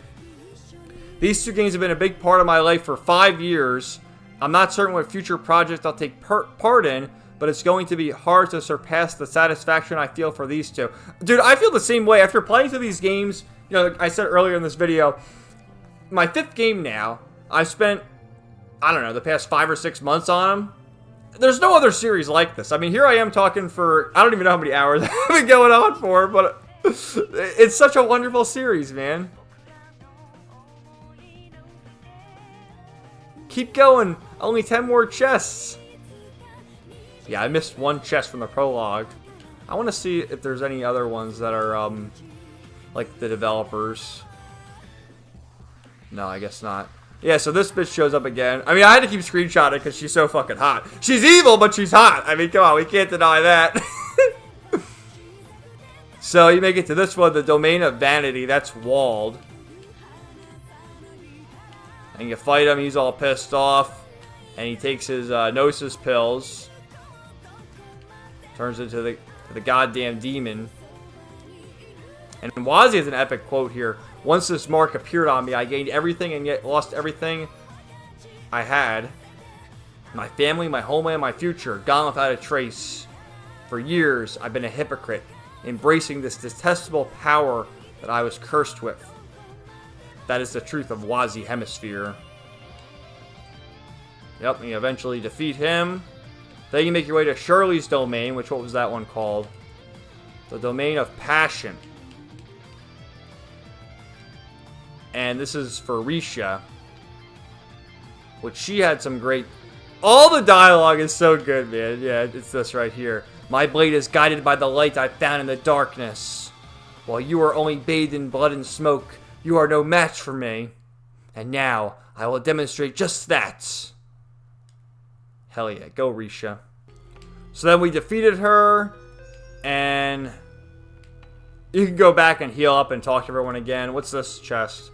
Thank you to the Geofront for giving me a chance to help release the definitive version of the Crossbell arc in English. I hope you all enjoyed it as much as I did. I enjoyed it probably even more than you did. The Domain of Fate, where you fight against Sigmund.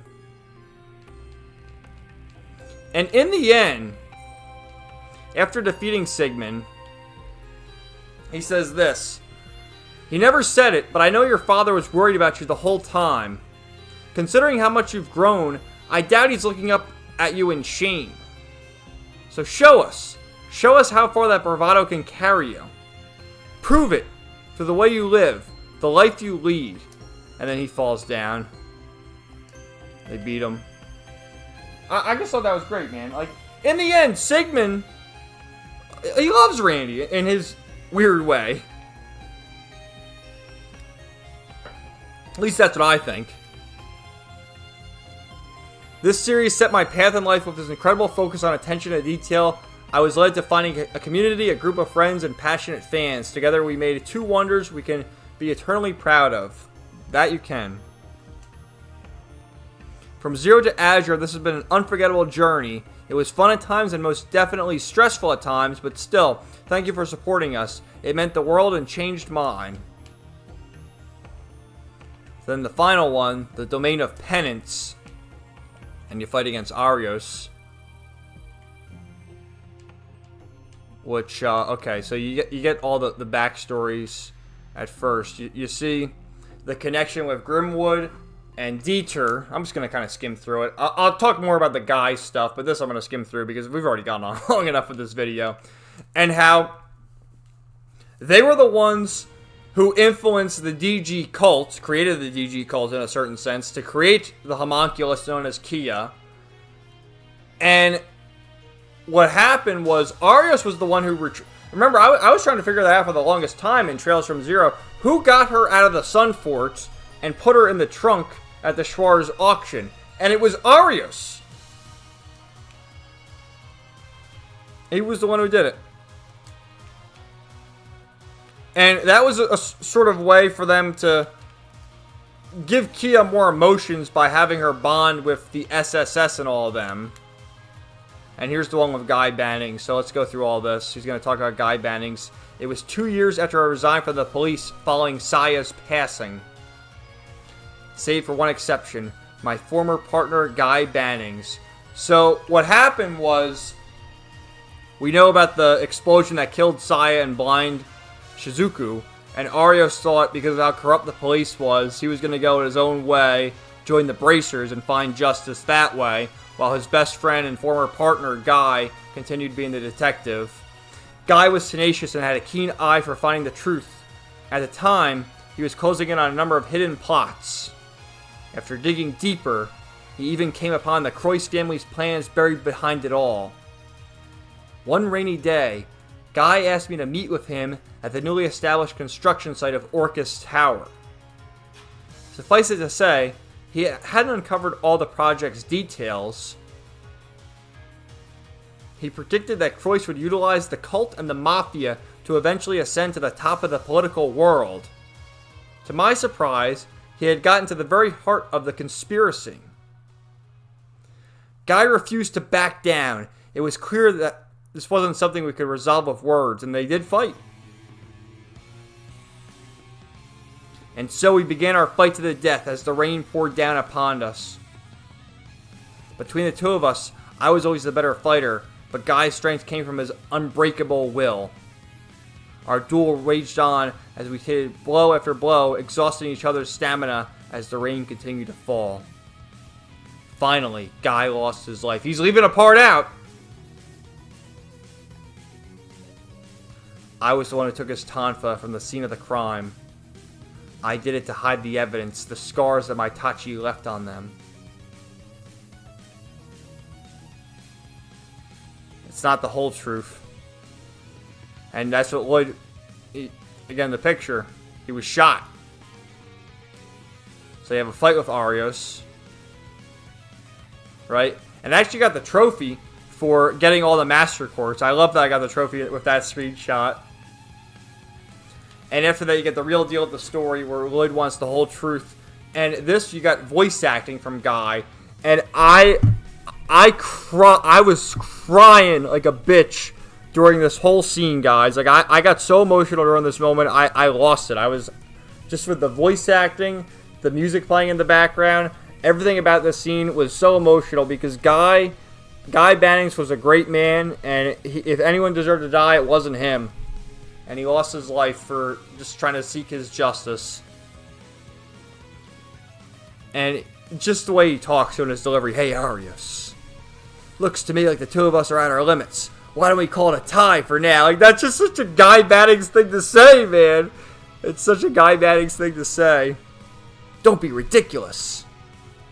Both of us know full well that I can't let you leave.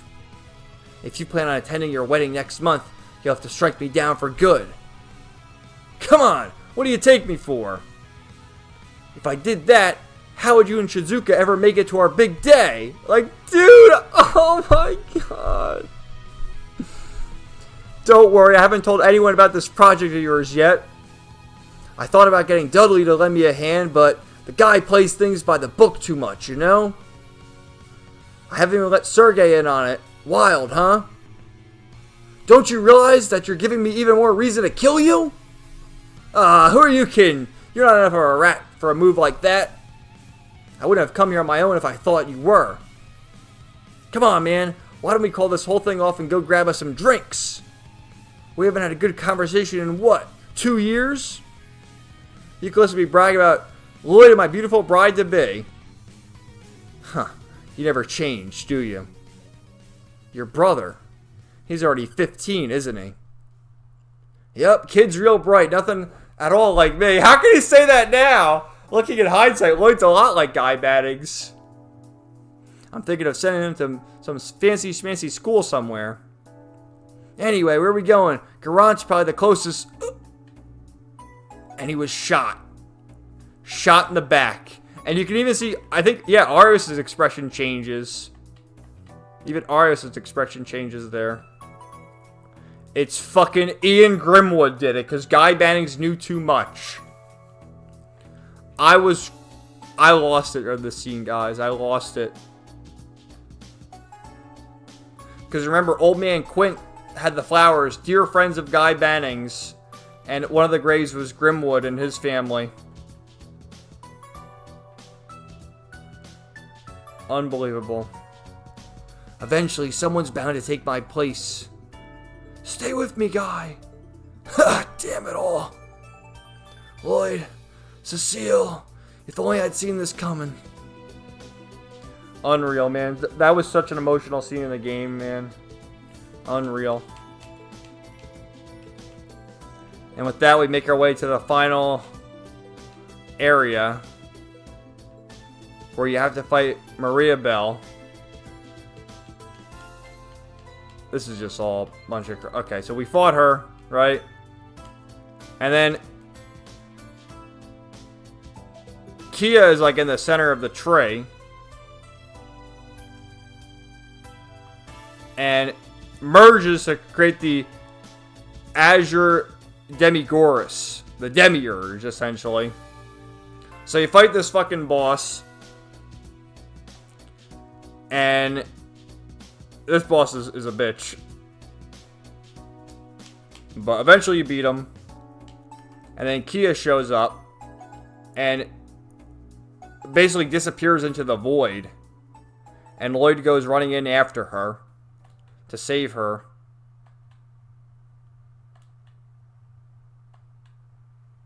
And he winds up in the world of Zero.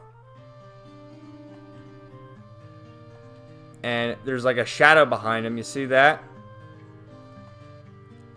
And it's Guy Bannings.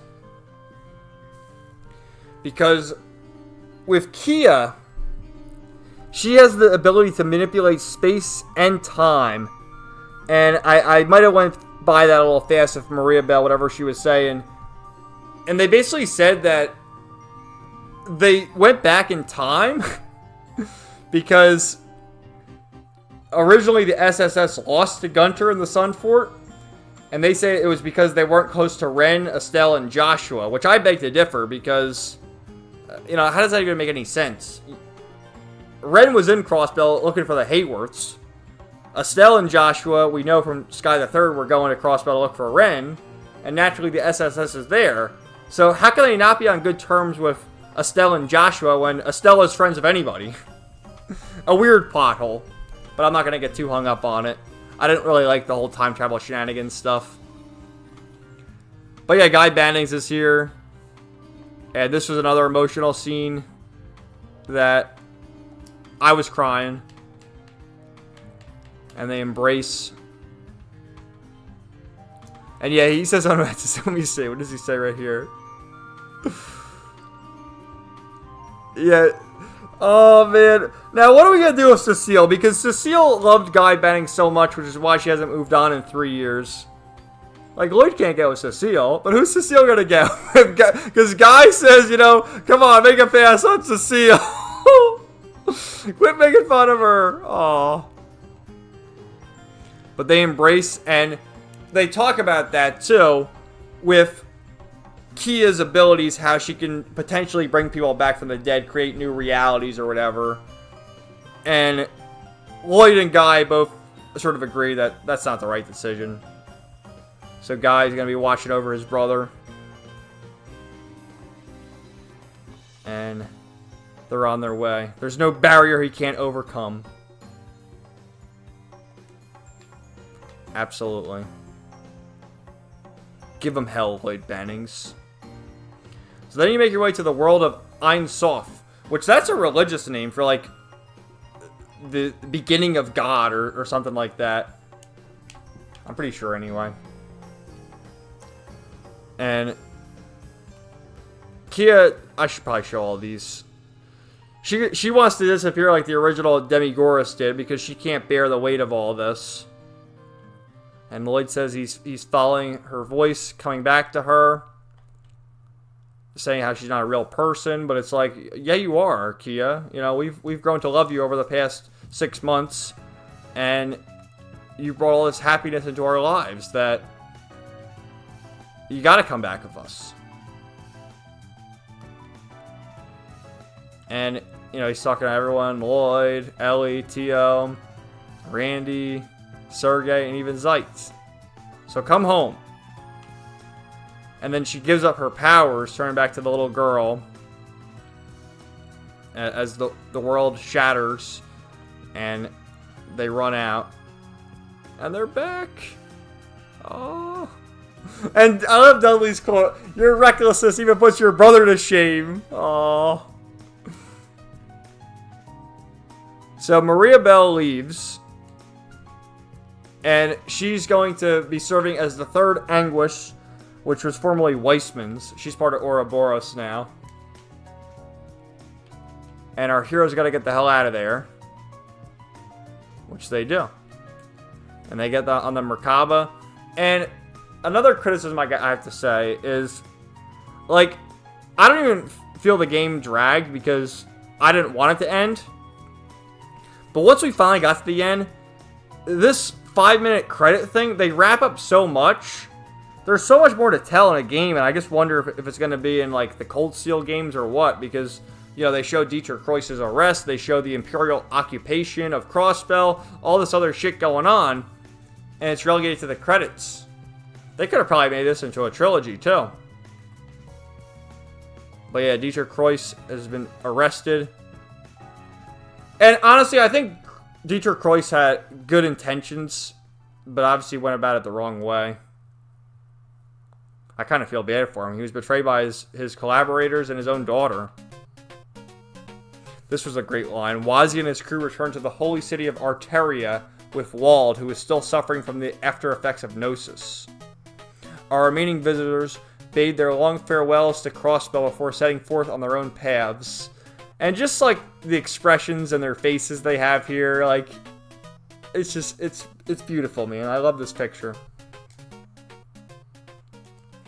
We have, Shirley joins Ouroboros, too. And then this is like a fucking spoiler to Cold Steel, isn't it? The Erebonian Empire, where civil war raged, the blood and iron chancellor drove back the noble forces claiming victory. Which they also said that he was shot. They attempted to assassinate him, he was shot. That's what Lecter was talking about. And, like, in the credits, was it a 2-year time skip? I think that's what this means. It was a 2-year time skip. And then you see, like, as the scene was playing out, looks like Lloyd and Arios are protecting Kia, because up above there's Imperial soldiers. Here's one of Ellie, Cecile, and Sergei with supplies. There's Tio, Fran, and Jonah. Randy, Dudley, and Noel. Arkansas, which, yeah, Ilya's back healed in 2 years. And then that's Wazi, Abbas, and Wald leaving. And Wald has similar outfit to Abbas, except it's red. So I guess he's part of the Gralsritter now. And this picture, I fucking love this picture. And there's, like, so much to say even about this picture. Just the way the characters are placed and the expressions they make and their mannerisms. Like, we'll go through it here. So we'll start from the right. And we have the family, which is Cecile, Lloyd, Ellie, and Kia. I mean, it's just a fact. Lloyd and Ellie are a couple, and Kia's their daughter. Cecile is, like, I guess she's the sister, but she's also the motherly figure of the two of them, I think. You have that. You have Shizuka to the side, friends of Kia. Now she has her hair down, and she can see. You have Randy sitting there next to Tio and Zeit. Tio with her hand on Zeit with her armor off. Jonah to the side of her. Muriel's looking at Randy. Over to the very left, you have Wazi, Abbas, and Wald. You have Michelle and Arios. You have Ark and Seal in the middle with Ilya giving Sully a hug. And the three of them look so happy. All smiling. Risha, Sully, and Ilya. Fran and Noel holding hands. Sonia looking on at Fran. Sergei looking on at the SSS in general. And I feel Dudley with a smirk and a smile looking on at how proud he is of Lloyd. And then Grace in the background. I love this picture so much, man. And, like, when this game ended, I mean, here I am almost talking for 4 hours about this fucking game. Because I love it so much. And I don't know, like, are the other games going to be like this? And, like, I've tried to play games in the interim now, and they're not as good. Like, what do?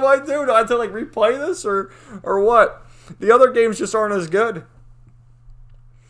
And I mean, there's been a few games in the past, like Final Fantasy X, Kingdom Hearts 2, Tales of Berseria, quite a few games that have impacted me, but nothing like these games have. And I said this when I finished Trails in the Sky the Third. It's the end. You know, am I going to see Estelle and Joshua again? Am I going to see characters like that again? And I was very skeptical about Zero, because I wasn't sure I was going to be able to meet characters like that again, but I did. And at the end of this, I'm skeptical about what I'm going to see in Cold Steel and whatever else the games bring. An unforgettable journey. And I know I said I was going to show like S-Crafts and stuff like that, but this has already gone on long enough. But the people who have watched this video, I guess thank you. One day I am going to Let's Play these games, stream them, because I want to replay them all. And I got to show people why they're so good and why I love them so much. Because I do. So, not really sure how to really end it. I guess this picture is the perfect way to end it. And I just love this picture so much. I made it my desktop background on my computer. So, it's just so... I love the picture. I love it. I love all these characters. Another thing, too, I wanted to note, which I kind of... Did I go by that too fast? Every character is facing, except for Wald and Arios, which to a certain degree, they were villains.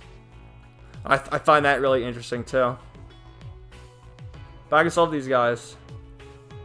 So, I don't know. I hope guys, you know, watch this and leave a comment. Let me know what you guys think. But, here I am talking so much about it, and now I don't know how to end the video. So I guess we'll have to end it. So thank you guys so much for watching this video. Let me know what you thought in the comments down below. And I can't recommend the Trail series enough. Obviously, you've already played the games if you watched this far. But I think now, like... I'm so happy I'm playing them, but it's like, how did it take me so long to find a series like this? And playing through them, there's no other series like this. There isn't. There's no other game series like this. So, that's all I got. Thank you guys so much. Have a great rest of the day, and we'll talk to you later. Peace out.